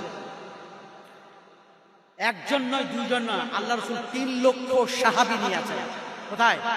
একবারে বিদায় হয়, লাস্ট হয় আরফার ময়দানে। আল্লাহ রাসূল সেদিন বলেছিলেন, আমাকে পরের বছর আর দেখতে পাবে না। মানে আল্লাহ রাসূলকে ওহী করে জানানো হয়েছিল, আগামী বছর তুমি হজ করতে পারবে না, তোমার জীবন দ্বিতীয় বছর আর থাকবে না। আরফার ময়দানে আরফার ময়দানে আরফার দিনে হাজার হাজার কোটি কোটি লক্ষ লক্ষ মানুষকে আল্লাহ ক্ষমা করেন। যারা হজ করে তাদেরকে ক্ষমা করেন। আর আরফার দিনে যারা এখানে রোজা রাখে, গফিরা লাহু মা, তাকে 2 বছরের গুনাহ মাফ করা হয়। আরফার যারা রোজা রাখে, ইউকাফিরু সানাতাল্লাতী ক্বাবলাহু ওয়া বাদাহু, 1 বছর আগেকার গুনাহ, 1 বছর পরের গুনাহ। আরফার রোজা লাগলে 2 বছরের গুনাহ মাফ হয়। তাহলে যারা আরফার ময়দানে নাই, রোজা রেখে 2 বছরের গুনাহ মাফ করালো। আর যারা আরফার ময়দানে হজ করতে গেছে, হজ যারা কবুল করেছে, জীবনের সমস্ত গুনাহ মাফ হলো। সেই দিন এই আয়াতটা নাযিল হয়েছে। একজন নয়, দুইজন নয়, 1.5 লক্ষ সাহাবীরা সেখানে হজ করতে এসেছেন। দোয়া কবুল হয় আসর থেকে মাগরিব পর্যন্ত। এই আসর থেকে মাগরিব পর্যন্ত ফেরেশতা পরিবর্তন হয়। দিনের ফেরেশতারা যে আমলগুলো লিপিবদ্ধ করে, ওরা আসর করে উঠে যায়। রাত্রে যারা দেখে লিপিবদ্ধ করে, গুনাহ লিপিবদ্ধ করে, ফেরেশতারা নিচে আসে। তার মানে আপনি আসরের নামাজ পড়ছেন মানে দিনের ফেরেশতাও সাক্ষী, রাতের ফেরেশতাও সাক্ষী। আপনি যদি তাস খেলেন, আপনি যদি মদ খান, আপনি যদি বিড়ি খান, আপনি সিগারেট যদি খান, আপনি যদি 5000 খান, আপনি যদি নেশা খান, আপনি যদি সিগারেট খান, আপনি যদি মুখ খিস্তি করেন, আপনি যদি বাজে ব্যবহার করেন, তাহলে ওই ফেরেশতারা আপনার জন্য সাক্ষী দিচ্ছে আসর বেলাতে। ওই আসর বেলাতে দোয়া কবুল হয়। এবং সেদিন ছিল জুমার দিন, সাইয়্যিদুল আইয়াম, সপ্তাহের মধ্যে ঈদের দিন হচ্ছে জুমার দিন, এবং সেদিন ছিল জুমার দিন। সেই দিন আল্লাহ তাআলা একটা নাযিল করেন, আল ইয়াউমা আকমালতু লাকুম দীনাকুম, আজকে এই ইসলাম দ্বীনকে, আমার নিয়ামতকে পূর্ণতা দিলাম। ইসলামে আর কিছু ঢুকবেও না, আর কিছু বেরোবেও না। অর্থাৎ সেই দিন থেকে কোনো হুকুম আহকাম নাযিল হয়নি, হুকুম আহকামের আয়াত নাযিল হয়নি। এমনি ফজিলতের আয়াত বের হয়েছে, কিন্তু কোনো নতুন নির্দেশ দেবে এরকম আয়াত পরে নাযিল হয়নি। অর্থাৎ আল্লাহ নবীর যুগেই ইসলাম পূর্ণ হয়ে গেছে। সেটা হচ্ছে কোরআন আর সহিহ হাদিস। এটাই যদি আমল করেন, আপনি কবরে উত্তর দিতে পারেন। আর বলছে জি না, কিছু মানবো কিছু মানবো না, মন চাই। যে প্রথমেই বলেছি, জাহান্নামে যাওয়ার জন্য কোনো আমল দরকার নেই, মন যা চাইছে তাই করে। টাকা, নামাজ পড়তে তো টাকা লাগে না, চল নামাজটা করি। হজ করতে তো 4.5 লাখ টাকা লাগবে, যাবো যতই কোটি কোটি থাক। আরে জাকাত দিলে তো লাখে আমাকে 2500 টাকা লাগবে, ও তো বলো, ওখানে তো পয়সা যাচ্ছে, আর নামাজে তো পয়সা লাগে না। চল নামাজটা পড়ে গেছো, হজ করতে যাবো না, জাকাত দেবো। আল্লাহ আপনাকে জাহান্নামী বলেছেন। আল্লাহ বলেছেন সূরা সূরা বাকারা 50 এবং 86 নম্বরে বলেছেন আপনাকে জাহান্নামী বলেছেন। পয়সা লাগে না বলে তুমি নামাজ পড়ো, আর পয়সা বেরোবে বলে তুমি যাকাত দাও না।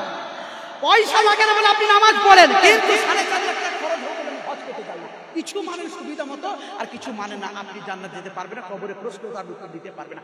আল্লাহ বলেন সূরা বাকারা 50 নম্বর আয়াত, আফাতুমিনুনা বিবাদিল কিতাবি ওয়া তাকফুরুনা বিবাদ ফামা জাযাউ মান ইয়াফআলু ইল্লা খিজুন ফিল হায়াতিদ দুনিয়া ওয়া ইয়াউমাল কিয়ামাতি ইউরাদ্দুনা ইলা আশাদ্দিল আযাব আল্লাহু বিগাফিলিন আম্মা তা'মালুন। কোরআনের সহিহ হাদিসের কিছু অংশ মানবে আর তাকফুরুনা বায়াদ, আর কিছু মানুষ কিছু অস্বীকার করবে, তুমি মানবে না। ফামা জাযাউ মান ইয়াফআলু যালিকা ইল্লা খিজুন ফিল হায়াতিদ দুনিয়া, দুনিয়াতে তুমি লাঞ্ছিত হবে, তুমি পদদলিত হবে। তোমাকে মারবে না তো কে মারবে? তোমাকে অপমান করবেন তাকে, তোমাকে সন্ত্রাসবাদ বলবেন তো কে বলবে? কাকে বলবে? তুমি তো কোরআনের কিছু অংশ মানো, কিছু মানো না। তোমার আট খাইতে সন্ত্রাসবাদী হবে, তুমি বদমাইশি হবে, তুমি নেড়ে মুসলমান, তোমার বদনাম এই জন্য হবে। কোরআনকে আংশিক মানো আর আংশিক মানো না বলে ওয়া ইউরাদ্দুনা ইয়াউমাল কিয়ামাতি ইলা আশাদ্দিল আযাব, মরণের পরে আল্লাহ তোমাকে ছাড়বে না, কঠিনতম শাস্তি তোমাকে ভোগ করতে হবে। আমাল্লাহু বিগাফিলিন আম্মা তা'মালুন, আল্লাহ তাআলা বলছেন আমি গাফিল নন, আমি উদাসীন নন। পয়সা লাগে না বলে, পয়সা লাগে, পয়সা লাগে না বলে নামাজ পড়া, পয়সা লাগবে বলে তুমি যাকাত দাও না। আল্লাহ বলছেন আমি উদাসীন নয়, আমি গাফিল না, সব খবর আমি রাখি। ইসলামের সংবিধান কিছু মানে আর কিছু মানে না, এরা কারা আল্লাহ চিহ্নিত করছেন পরে।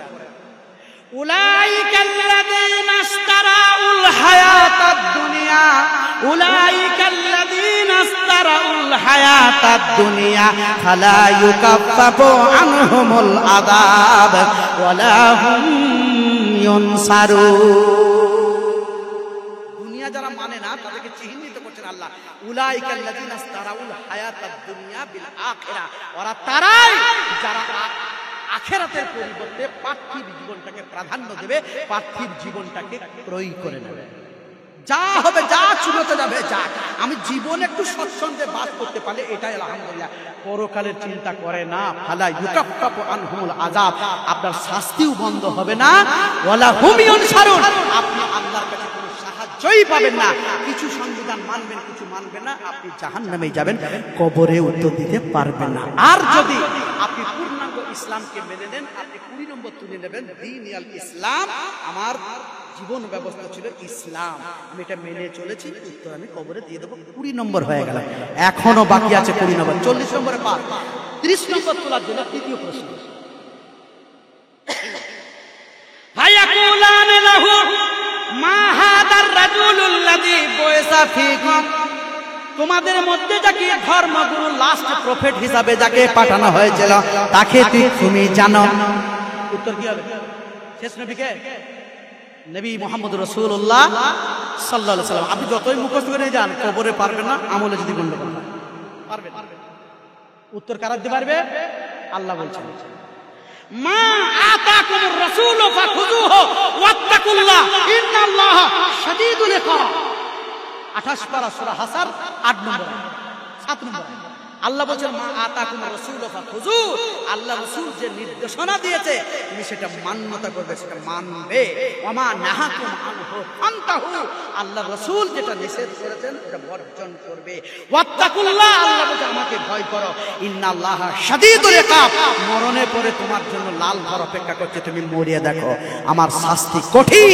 আল্লাহ রাসূলের সংবিধান না মারো, নিষিদ্ধ জিনিসগুলো বর্জন না করো, তুমি জাহান্নামেই যাবে, জাহান্নাম অপেক্ষা করছে। রাসূলকে তোমাকে মানতে হবে।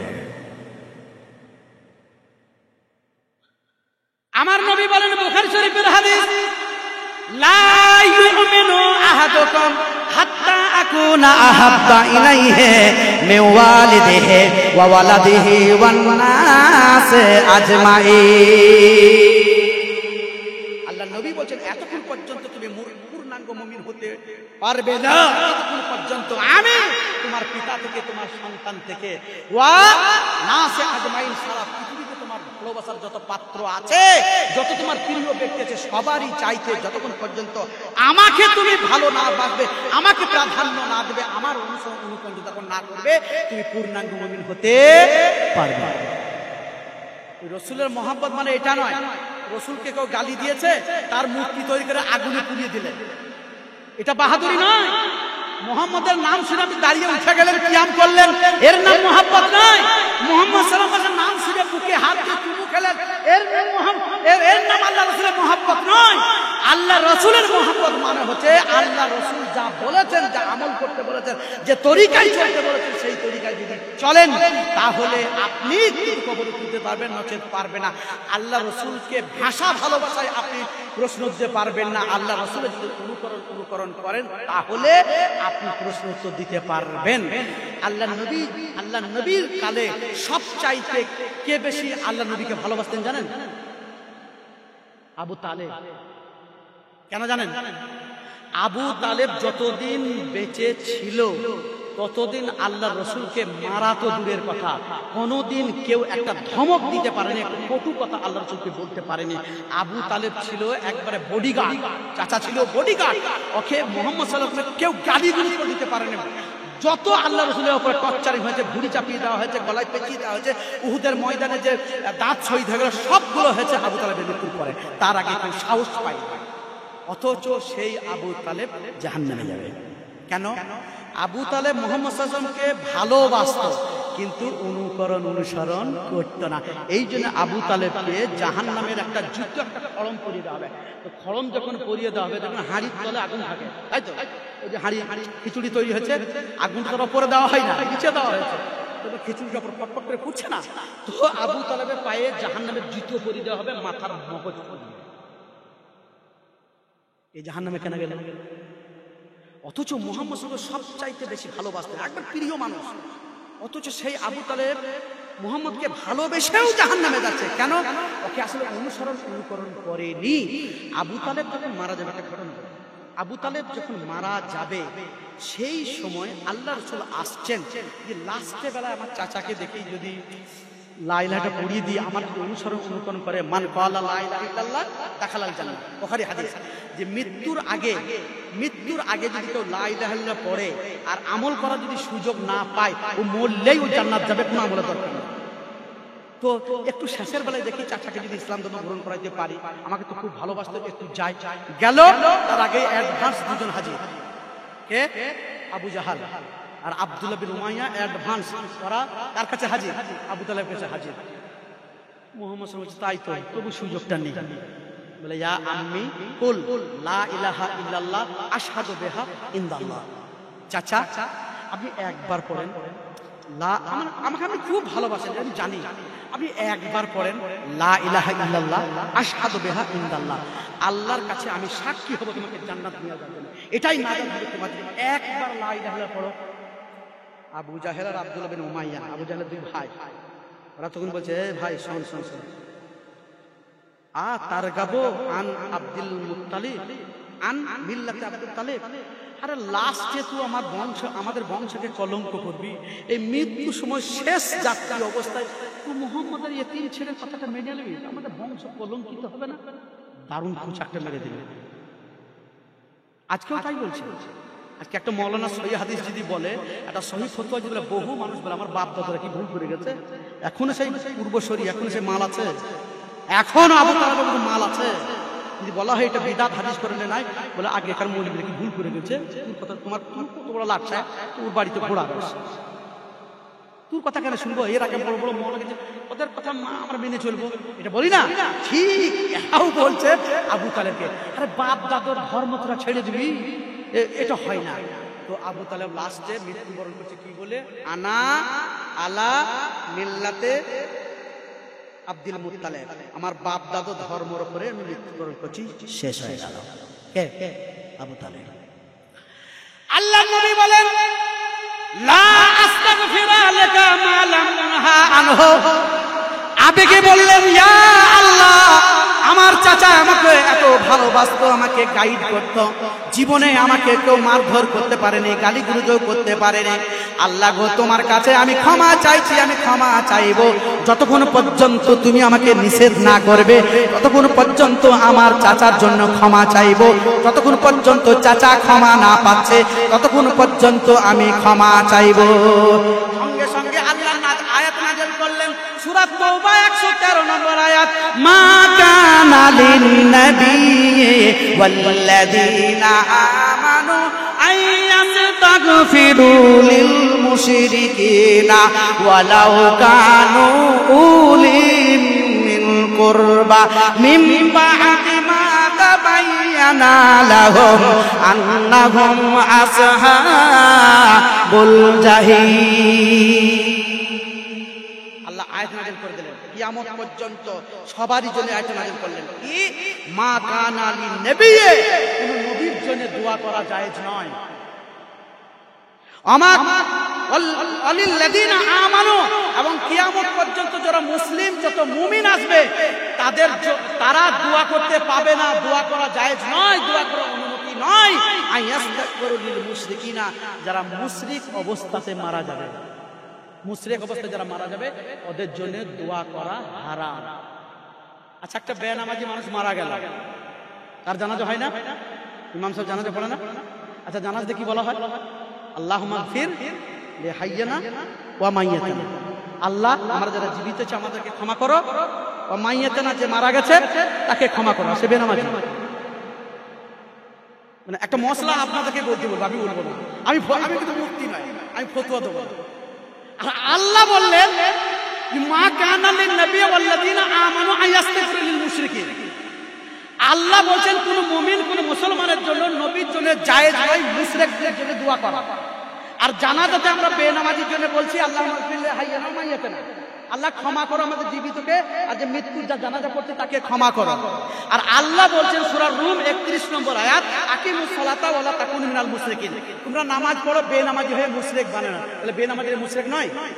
সূরা রুম 31 নম্বর আয়াত, তাহলে বেনামাজিরা মুশরিক। আর আল্লাহ সূরা তাওবা 113 নম্বরে হারাম করলেন মুমিনরা নবীরা দোয়া করতে পারবে না মুশরিকদের জন্য। তাহলে বেনামাজি দিনে যে জানাজা হচ্ছে ওইটা আমরা হালাল করছি না হারাম করছি, ওটা জায়েজ করছি না না জায়েজ করছি? ফতোয়াটা আমি দেবো না, আপনারা অনুবাদটা বার করে নেবেন, ফতোয়াটা বার করে নেবেন।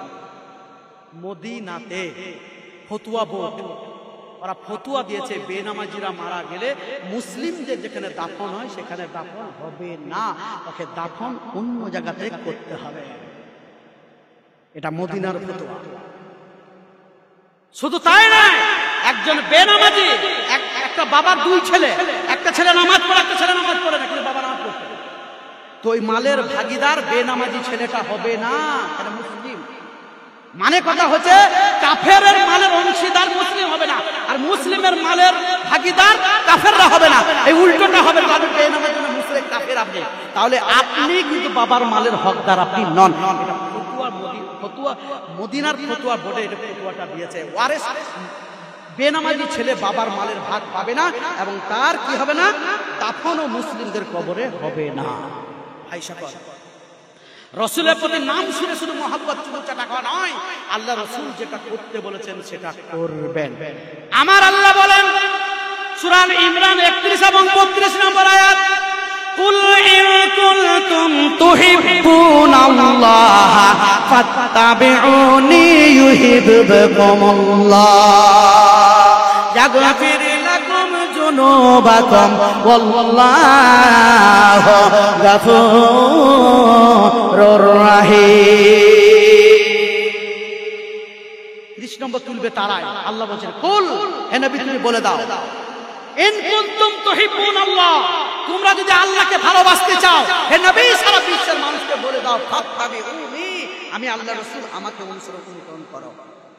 ইউহিব্বুকুমুল্লাহ, আমার অনুসরণ করলে আল্লাহ তোমাকে ভালোবাসবে। ওয়া ইয়াগফির লাকুম যুনুবাকুম, তোমার গুনাহ তোমাকে maaf করে দেবেন। আল্লাহু গফুরুর রহিম, আল্লাহ অত্যন্ত ক্ষমাশীল, অত্যন্ত দয়ালু। পরে আয়াতে আল্লাহ বলেন কুল আতিউল্লাহ ওয়ার রাসূল ফাইন তাওয়াল্লাউ ফাইন্নাল্লাহা লা ইউহিব্বুল কাফিরিন। বল হে নবী সারা বিশ্বের মানুষকে বলে দাও, আতিউল্লাহ ওয়া আতিউর রাসূল, আল্লাহর অনুসরণ করবে, তারপরে পরে রাসূলের অনুসরণ করবে। ফাইন তাওয়াল্লাউ, যদি তুমি বৈমুখ হয়ে যাও, আল্লাহকে মানলে রাসূলকে মানলে না, রাসূলকে মানলে আল্লাহকে মানলে না, কোনো একটা মানছো কোনো একটা মানছো না, তো বলছেন ফা ইন্নাল্লাহা লা ইউহিব্বুল কাফিরিন, আল্লাহ বলেন আমি কোনো কাফেরকে পছন্দ করি না। তার মানে একটা মানবে একটা মানবে না, আল্লাহ আপনাকে কাফের বলবেন। সূরা নিসা 65 নম্বর আয়াতে আল্লাহ বলেন ফালা ওয়া রাব্বিকা লা ইউমিনুনা হাত্তা ইউহাক্কিমুকা ফীমা শাজারা বাইনাহুম সুম্মা লা ইয়াজিদু ফী আনফুসিহিম হারাদাম মিম্মা কাযাইতা ওয়া ইউসাল্লিমু তাসলিমা। ফালা ওয়া রাব্বিকা লা ইউমিনুনা, আল্লাহ কসম খাচ্ছেন নিজেই, তোমার প্রভুর কসম মানে আমারই কসম, আল্লাহ বলছেন আমারই কসম, লা ইউমিনুনা, তুমি ঈমানদার হতে পারবে না যতক্ষণ পর্যন্ত তোমাদের বিবাদ, তোমাদের ঝগড়া, তোমাদের মীমাংসা, তোমাদের তর্ক, তোমাদের ইখতিলাফ, তোমাদের বিতর্কের মধ্যে যতক্ষণ আল্লাহ রাসূলের সিদ্ধান্তকে চূড়ান্ত বলে মেনে না নেবে, ততক্ষণ পর্যন্ত তুমি মুমিন হতে পারো না, কবরে উত্তর দিতে পারবে না, তুমি জান্নাত যেতে পারবে না। আমার আল্লাহ রাসূল বলেন তিরমিজি শরীফের হাদিস, তাফতারিকু উম্মতি আলা 73 মিল্লাহ, আমার নবী বলেছেন ইহুদি নাসারারা খ্রিস্টানরা যেমন 72 দলে বিভক্ত হয়েছিল, আমার উম্মতরা আরো বেড়ে যাবে, আমার উম্মতরা 73 দলে বিভক্ত হবে। আমার আল্লাহর রাসূল বলেন কুল্লুহুম ফিন্নার, 72 দল জাহান্নামে যাবে, ইল্লা মিল্লাতান ওয়াহিদা, একটা দল শুধু জান্নাতে যাবে। আল্লাহ রাসূল বলেন আমার উম্মত মুহাম্মদের উম্মত 73 দলে বিভক্ত হবে, 73 দলের মধ্যে 72 দল জাহান্নামে যাবে আর একটা দল জান্নাতে যাবে। মারাত্মক হাদিস। সাহাবীদেরকেও ভারী মনে হয়েছিল, ক্বালু ইয়া রাসূলুল্লাহ ওমা হিয়া, এত ডেঞ্জারাস ব্যাপার, 72 দল যদি জাহান্নামে যাবে, একটা দল যদি জান্নাতে যায়, তাহলে আমরা তো বিপদে পড়ি, সেই দলটাকে আমরা সেই দলে যাব।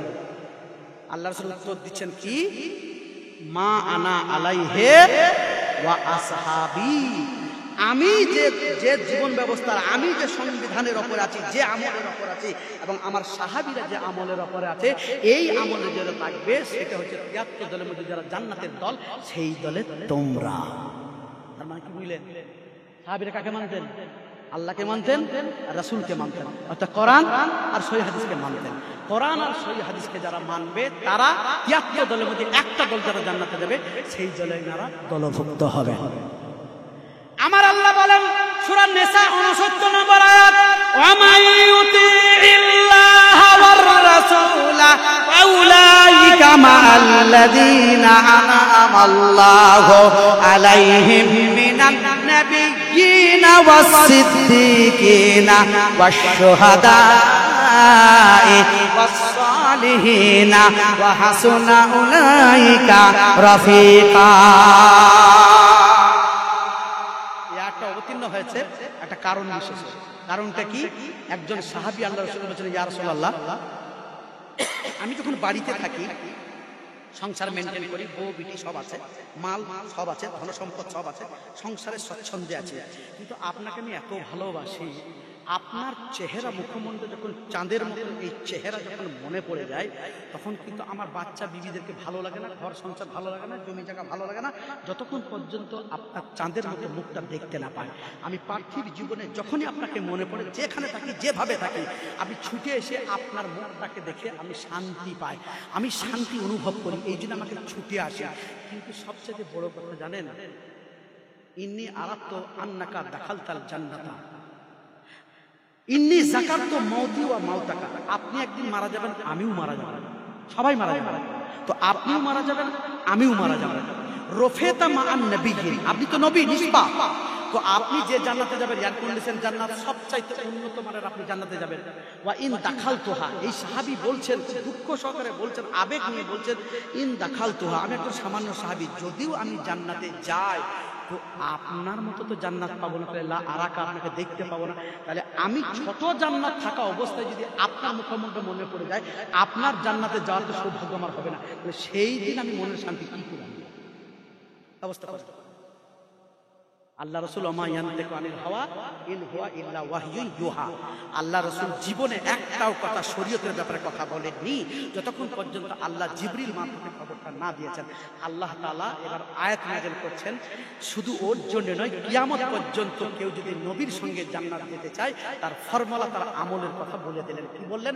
ওমা ইউতি ইল্লাহা ওয়ার রাসূল, আল্লাহকে অনুসরণ করে করে যদি রাসূলের অনুসরণ করে, উলাইকা মা'আল্লাযিনা আনআমাল্লাহু আলাইহিম মিনান নাবিয়্যিন, সে ওদের সঙ্গেই যাবে যাদেরকে আল্লাহ নিয়ামত দান করেছে, জান্নাত নিয়ামত করেছে। তাদের মধ্যে প্রথম নম্বর হচ্ছে নবী। নবীদের সঙ্গে জান্নাত যাবে যারা আল্লাহকে রাসূলকে উভয়কে অনুসরণ করে, অর্থাৎ কোরআন এবং সহিহ হাদিসকে যারা অনুসরণ করে, ওরা নবীদের সঙ্গে জান্নাতে যাবে। বলেন আলহামদুলিল্লাহ। ওয়াসিদ্দিকিন, সত্যবাদীরা জান্নাতে যাবে, তারা সত্য কথা বলে জান্নাতে যাবে। আলাইকুম বিসিদক, আল্লাহ রাসূল বুখারী শরীফে বলছে সদা সর্বদা সত্য কথা বলবে। ইন্না সিদকা ইয়াহদি ইলাল বিররে, যারা সত্য কথা বলে নেকির কাজ করতে তাদেরকে ভালো লাগবে। ওয়া ইন্নাল বিররা ইয়াহদি ইলাল জান্নাহ, আর এই নেকি যখন ভালো লাগবে ওই নেকি আপনাকে জান্নাতে নিয়ে যাবে। সত্য কথা আপনি বলবেন। তো বলছে সত্য ব্যক্তিরা যারা সত্য বলে তারা জান্নাতে যাবে। ওই জান্নাতে এও যাবে যে আল্লাহ রাসূলকে ফলো করে চলেন। ওয়াশুহাদা, শুহাদা বলা হয় ইসলামকে টিকিয়ে রাখার জন্য, মজবুত করার জন্য, ইসলামকে বলবৎ করার জন্য, প্রতিষ্ঠিত করার জন্য যারা বেরিয়ে গেছে রাস্তাতে, যুদ্ধ করে শহীদ হয়ে গেছে, জানটাই দিয়েছে আল্লাহর ওয়াস্তে, যারা জান দিয়ে দিয়েছে তারা যে জান্নাতে যাবে সেই জান্নাতে এও যাবে। নাম্বার 3, সালেহীন। সালেহীন বলা হয় ভদ্র সৎ ব্যক্তি, যে কোরআন হাদিসে আমল ছাড়া কিচ্ছু বুঝে না, যে ভালো কাজই করে যায়। এ কিন্তু এই নেককার বান্দাদের সঙ্গেই যাবে যারা যারা আল্লাহ রাসূল অনুসরণ করেছে, এর সঙ্গেই জান্নাতে যাবে। আল্লাহ বলছেন ওয়া হাসুনা উলাইকা রাফিকা। কি 4 বন্ধু জান্নাত হবে চিন্তা করেছেন? নবী হবে বন্ধু, সত্যবাদী হবে বন্ধু, শহীদ ব্যক্তি হবে বন্ধু, এবং ভালো মানুষরা হবে জান্নাতের বন্ধু যদি আল্লাহ রসুলকে ফলো করে চলেন। তাহলে রসুলকে যদি আপনি মেনে থাকেন, কবরে যে 3 নম্বর প্রশ্নে 30 নম্বর আপনাকে তুলতে হবে, 40 নম্বরে পাস আপনাকে সেদিন বলতে হবে কি? হুয়া রাসূলুল্লাহ সাল্লাল্লাহু আলাইহি ওয়াসাল্লাম। আপনি রসুলকে ঠিক মতো অনুসরণ করেছেন আল্লাহর সঙ্গে, তাহলে আপনি সেদিন জান্নাতে আপনি যাচ্ছেন এবং কবরে প্রশ্ন উত্তর দিয়ে 30 নম্বর আপনি তুলতে পারছেন।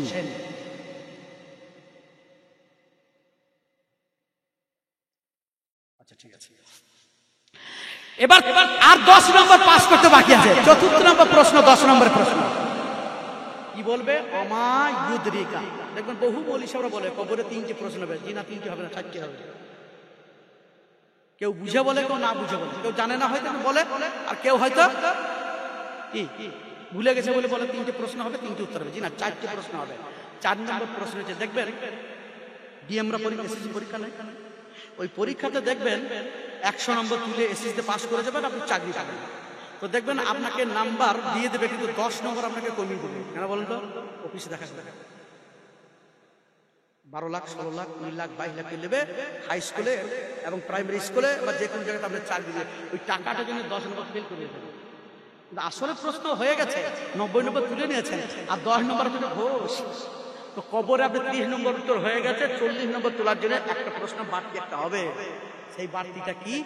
অমা ইউদরিকা। আচ্ছা, তুমি যে 3টে প্রশ্ন উত্তর দিয়ে দিলে, আমরা আর একটু জানতে চাই, ফেরেশতারা বলবে আমরা জানতে চাই এই প্রশ্ন উত্তরটা তুমি দিলে কি করে, জানলে কি করে, তোমার সম্ভব কি করে হলে, তোমার মাধ্যম কি, এই 3টে প্রশ্ন উত্তর দিলে কি করে? এটা 4র্থ নম্বর প্রশ্ন। কি বলবে জানেন? বলবো কারাতো কিতাব আল্লাহ, আমি কোরআন মাজিদ পড়তে জানতাম। আমান্ত বিহি, 30 পারা কোরআনকে বিশ্বাস করেছিলাম। লা রাইবা ফি হুদাল লিল মুত্তাকিন, কোরআনের মধ্যে কোনো সন্দেহের অবকাশ নেই, এবং কোরআন এসেছে মানুষকে সুপথ দেখানোর জন্য, বিশ্বাস করেছিলাম। গোটা 30 পারা কোরআনকে আমি বিশ্বাস করেছিলাম। ওয়া সাদ্দাকতু, কোরআন যা বলেছে আমি আমল করেছি। তাহলে কি বললো? আমি কবরে 3টে প্রশ্ন বলে 30 নম্বর তুলেছি, 40 নম্বরে তোলার জন্য যে প্রশ্নটা করেছেন 3টে উত্তর এই জন্য দিতে পেরেছি, কোরআন পড়তে জানতাম যখন বেঁচে ছিলাম, কোরআনের প্রতি ঈমান বিশ্বাস রেখেছিলাম এবং কোরআনের প্রতি আমল করেছিলাম। আপনাদের সঙ্গে আমার একটা ব্যক্তিগত পরামর্শ, যারা কোরআন পড়তে জানেন না, আচ্ছা আজকে আপনার একটা 5 কাঠা জমি কেউ কেড়ে নিচ্ছে, আপনি বাঁচতে পারছেন না, কি করবেন? আপনি উকিল ধরবেন নাকি আপনি মোহরীকে ধরবেন? আর ভালো শিক্ষিত মানুষকে ধরবেন, আমার 5 কাটা জমি কেড়ে নিচ্ছে রে ভাই, কি করবো বলো তো? তোমার দলিলটা নিয়ে এসো তো, রেকর্ডটা নিয়ে এসো তো। তখন আমরা দলিলটা রেকর্ডটা দিয়ে একটা কেস করবে, মোকদ্দমা দায়ের করবে, বা আপনার দখলে আছে আপনি থানাতে জানাবেন, পঞ্চায়েতে জানাবেন, আপনার জন্য করে দেবেন। কিন্তু কবরে যখন জিজ্ঞেস করবে আপনি কোরআন মাজিদ পড়তে জানেন না, এবং শুধু তাই নয়, আজকে 10,000 5,000 দিয়ে জমি রেকর্ড করে নেওয়া হচ্ছে। আপনার দিকে হয় বীরভূমে চলছে বলে আপনার নামেই নাই, অথচ আপনার রেকর্ড হয়ে গেছে, রেকর্ড করে নিচ্ছে এখন 10,000 টাকাতে। আমারই মায়ের জায়গা, বুঝলেন? এবার সত্য কথা বলছি, আমারই মায়ের জায়গা, আমার মায়ের একটা চাচাইতে ভাই, ও ওয়ারিসের সার্টিফিকেট বার করেছে, আমার মাকে মেরে দিয়েছে, নাই সমস্ত জমি আর কি তোমার সমস্ত জমি জায়গা আমার মায়ের জমি গুলো আমার একটা মামা লিখে নিয়েছে। আর সত্য কথা বলছেন, এটা যাচ্ছে ভাই, কিছু করার নেই। তো ও লিখে নিয়েছে, কিছুদিন পরে রিপোর্টটা সার্চ করে দেখছি আমার মায়ের 1 টাকাও টাকা নেই, ও সব রেকর্ড করে নিয়েছে, টাকা দিয়ে হচ্ছে তো। পঞ্চায়েতের সার্টিফিকেট প্রধানের কাছে সই করে নিয়েছে, ওরা 2 ভাই, বোন নাই, আর আমার মাকে মেরে দিয়েছে, অথচ আমার মা কোনো বেঁচে আছে না, সচ্ছন্দে এখন বসবাস করছে, মা আমার থেকেও সত্য। তো যাই হোক, এখন চলছে আর কি, কিন্তু কবরে তো মোহরই থাকবে না, নেই হাকিমও নেই, উকিলও নেই। সেই দিন কি করবেন? আপনাকে প্রমাণ করতে হবে কবরে, এবং সত্য কথা বলতে হবে। সেদিন আপনি মিথ্যা বলতে পারবেন না, সত্য কথা আপনাকে প্রমাণ করতে হবে। কোরআন মাজিদ পড়তে জানতাম, কোরআনের প্রতি ঈমান ছিল, কোরআনের প্রতি আমল করেছি, তাহলে আপনি কোরআন পড়তে জানেন না। আবার যদি জানেন, আপনি ঈমান আনেননি, আবার যদি ঈমান এনেছেন তাহলে আমল করেনি, কবরে আপনি কি বলবেন? আপনি তো উত্তর দিতে পারবেন না, তাহলে আপনি ফেল করে যাচ্ছেন। এই জন্য আমার রাসূল বলেন, ইবনে মাজাহ শরীফের হাদিস, তালাবুল ইলমি ফারিজাতুন আলা কুল্লি মুসলিম। আমার নবী বলেন, আমার রাসূল বলেন, ইবনে মাজাহ শরীফের হাদিস, প্রত্যেকটা পুরুষ এবং প্রত্যেকটা নারী দ্বীনি শিক্ষা করা ফরজ, অর্থাৎ কোরআন মাজিদ শিক্ষা করা ফরজ। ফরজ করেছেন, এটা ফরজ। অ আ এ বি সি ডি ফরজ নয়, এটা পার্থিব জীবনে শিক্ষা করে কিছু যোগ্যতা আনা, ব্যবসা করা কিছু ক্যাপাসিটি শিক্ষা করা, চাকরির জন্য এসএসসিতে বসার জন্য জেনারেল শিক্ষিত। কিন্তু আপনাকে জান্নাত যেতে গেলে আপনাকে আলিফ বা তা সা থেকে একবারে ওয়ান নাস সূরা নাস পর্যন্ত আপনাকে শিখতে হবে জান্নাত যাওয়ার জন্য, না হয় আপনি বাঁচতে পারবেন না। আপনার কিয়ামতের মাঠে একদম ভরাডুবি হয়ে যাবে। একটা উদাহরণ দিই, ভরাডুবিটি কিভাবে হবে? একটা মাস্টার, বুঝলেন, ওই প্রতিদিন ও করে কি, নদীর এই পারে বাড়ি আর ওই পারে হচ্ছে প্রাইমারি স্কুল, চাকরি করে, প্রতিদিন সকালবেলাতে নদী নৌকা পার হয়, ওই পারে পার হতে হয়। হঠাৎ করে একদিন পৌষ মাঘ মাসে কুয়াশা, খুব নিম্ন চাপ, পানি হচ্ছে, আর হেডমাস্টার চাবিটা আমার কাছে আছে। প্রাইমারি স্কুলের ছেলেরা যদি চলে আসে, মাস্টার আগে যদি না যায়, স্কুলের ছেলেরা মারামারি করবে, তারা স্কুল যেতে হবে। ও একটা ছাতা নিয়ে, নিম্ন চাপ কুয়াশা পড়ছে, তখন সকালবেলা ছাতা নিয়ে যাচ্ছে। সেই দিন নৌকায় কোনো যাত্রী নেই, শুধু মাস্টার। ও যখন এসেছে, তখন মাঝি ভাই বলছে, মাস্টার সাহেব আসেন, আজকে সকালবেলা চাটাও উদ্বোধন হয় নাই, বিসমিল্লাহ হয় না, আপনি এসছেন, 5 টাকা দেবেন, 1 কাপ চা খেতে পাবো, আসুন আপনি চা করুন। নৌকায় চাপলেন, মাস্টাররা দেখুন যখন ট্রেনে যায়, যখন বাসে যায়, এমন বিড়বিড় করে মাস্তানি মেরে যা কথা বলে, টাকার মালিক তো অনেক কিছু কথা বলে। তো নৌকাতে প্রতিদিন যাত্রীর সঙ্গে কথা বলতে, সেই দিন নৌকাতে কেউ নাই, মাঝি চাল নদীতে যাচ্ছে, মাঝি ভাই চালক আর সেই মাস্টার মশাই যাচ্ছে। সময় কাটছে না, পেরোতে হবে, গঙ্গা পেরোতে হবে, নদী পেরোতে হবে। বলছে, মাঝি ভাই, বলেন স্যার। বলছে, তুমি জ্যামিতি জানো? মাঝি ভাই, এই নৌকাটা আমার দাদা ছিল, দাদা মারা গেছে, বাবা ভাগিদার হয়েছিল, বাবা মারা গেছে, আমি ভাবি এই নৌকা চালিয়ে খাই, আমি তো স্কুল পাঠশালা জানি, আমি কিছুই জানি না। মাস্টার বলছে, তোর জীবনটাই হচ্ছে 4 আনা পিঠা, 4 আনাই শেষ। একটু গেল, বলছে, মাঝি ভাই কি বলছেন স্যার? বলছে, তুমি ভূগোল জানো? বলছে, স্যার আমাকে লজ্জা দেবেন, আমি স্কুলেই যাই। তোর জীবনটাই 8 আনাই পিঠা। একবার মাঝখানে গেছে, মাঝখানে গিয়ে মাস্টার বলছে, মাঝি ভাই, বলছে, বলেন স্যার। বলছে,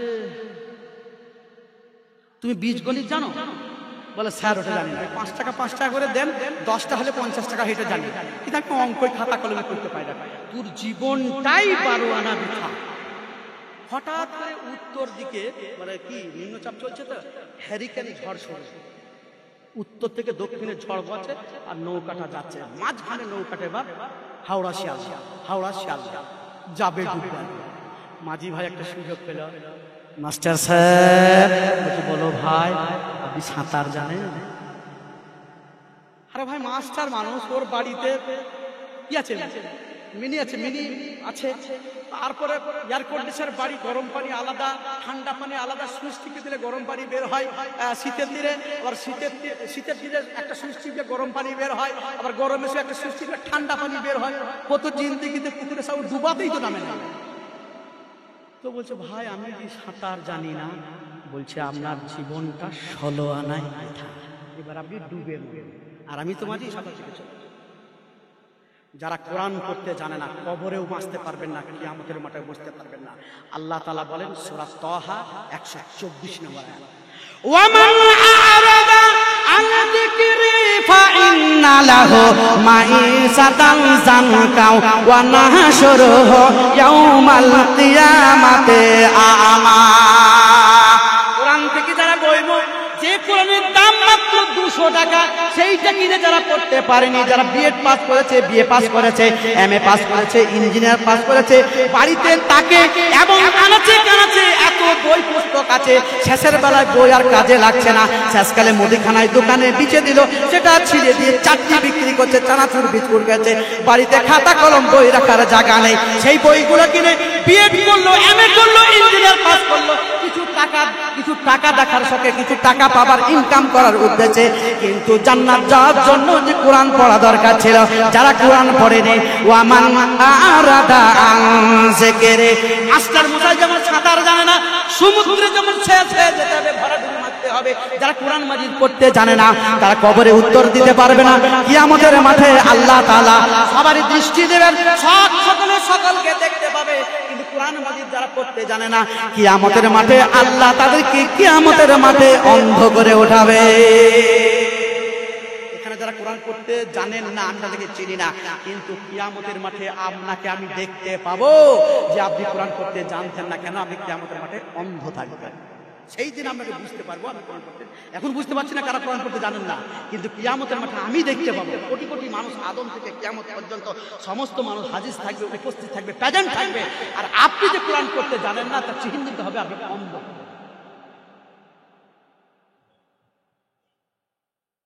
ইয়া রব্বি, আল্লাহকে বলবে, লেমা হাসারতানি, আপনি কেন আমাকে অন্ধ করে উঠালেন? দুনিয়াতে তো সব দেখতে পেতাম, অন্তবাসীরা, আমি দুনিয়াতে সব কিছু দেখতে পেতাম, কিয়ামতের মাঠে আমার অন্ধ, এ দৃষ্টি আমার গেল কোথায়? আল্লাহ কি বলবে জানেন?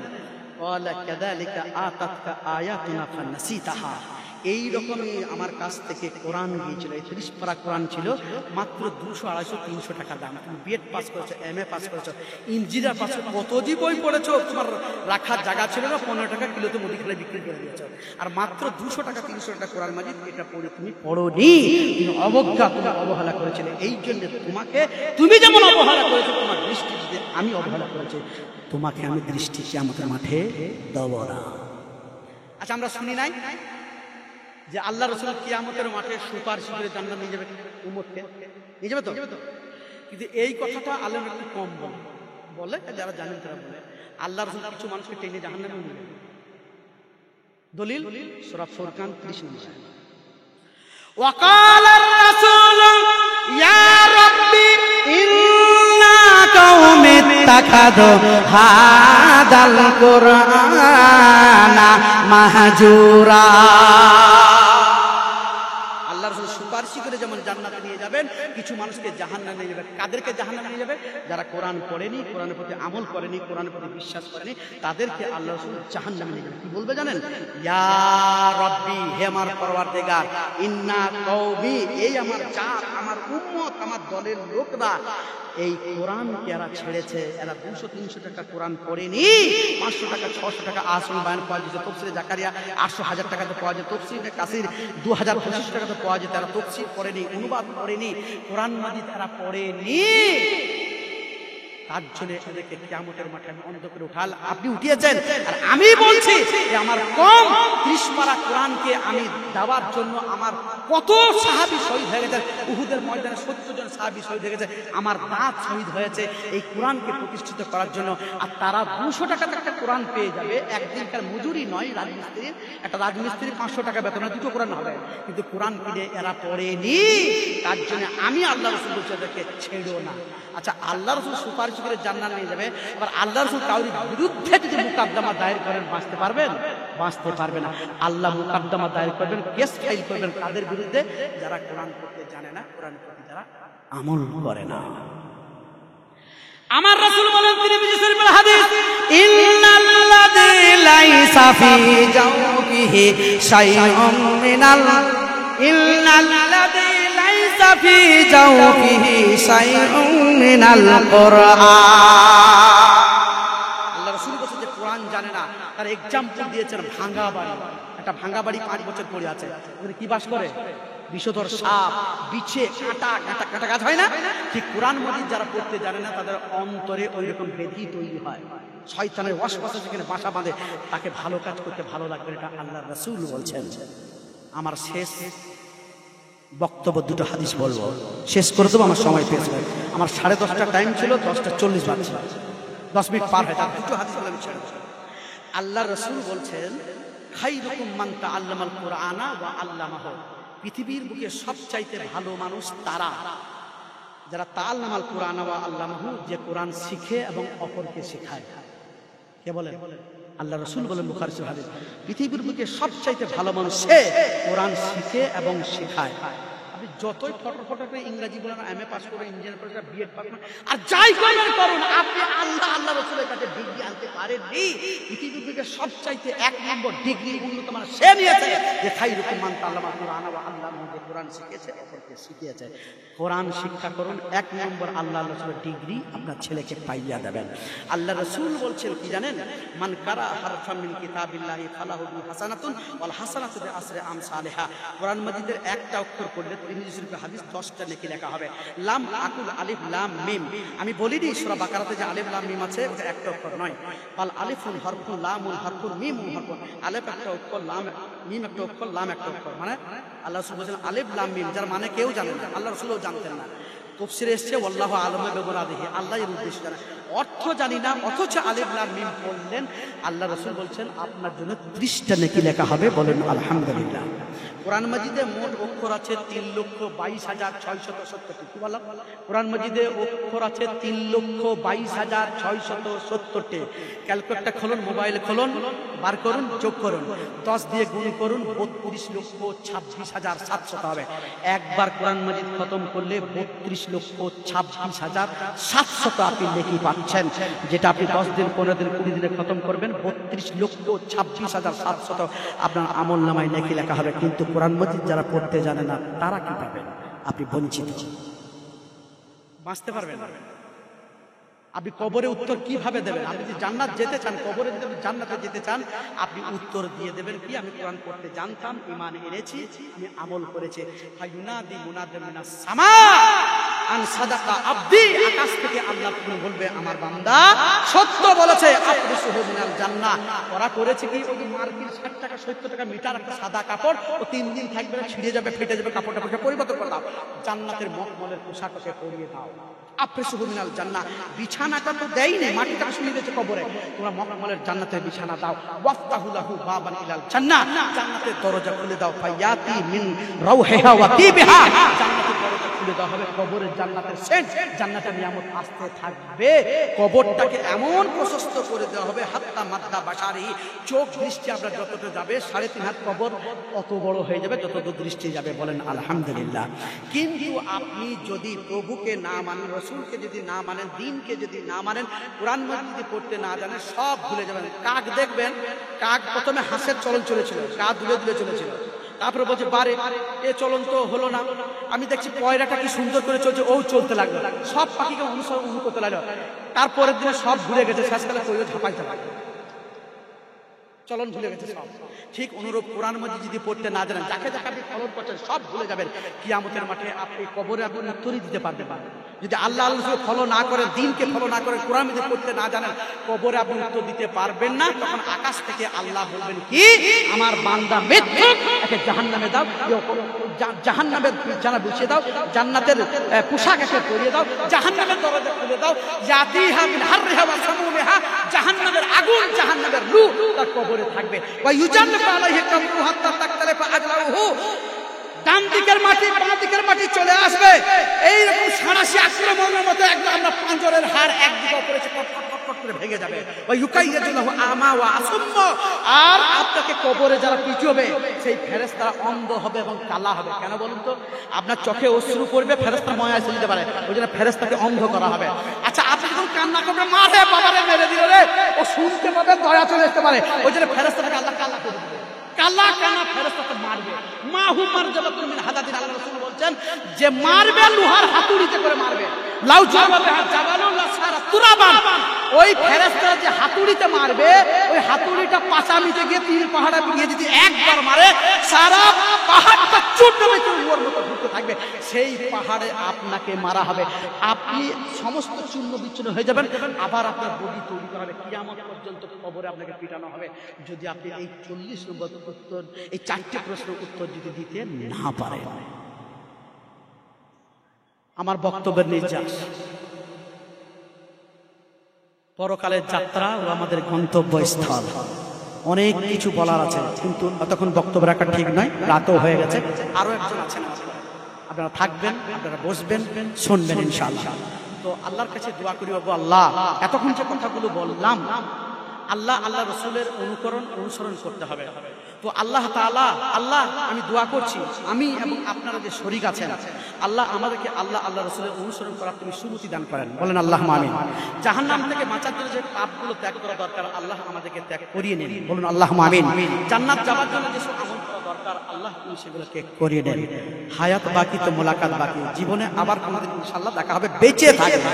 সেই 2009 সালে আকিপুরে এসেছিলাম, আবার আসছি 23 সালে, তার মানে 14 বছর পরে আবার আমি বেঁচে আছি, আপনারা বেঁচে আছেন, আপনাদের সাথে দেখা হলো। হায়াত বাকি তো মোলাকাত বাকি, পৃথিবীটা গোল, ঘুরতে ঘুরতে আবার কোনদিন দেখা হবে, হাওড়া শিয়ালদায় আর নাই কোথাও কোথাও দেখা হবে ইনশাআল্লাহ। তা আপনারা আমার জন্য দোয়া করবেন, সত্য কথা যেন বলতে পারি, সত্যের উপর যেন আমল করতে পারি। আমি আপনার জন্য দোয়া করি, আল্লাহ আমাদেরকে সুস্থ রাখেন, হাতে তাইয়্যিবা দেন। আকুলু কাওলি হাযা আস্তাগফিরুল্লাহ লি ওয়া লাকুম ওয়া লিসাইরিল মুসলিমিন। আসসালামু আলাইকুম ওয়া রাহমাতুল্লাহি ওয়া বারাকাতুহু।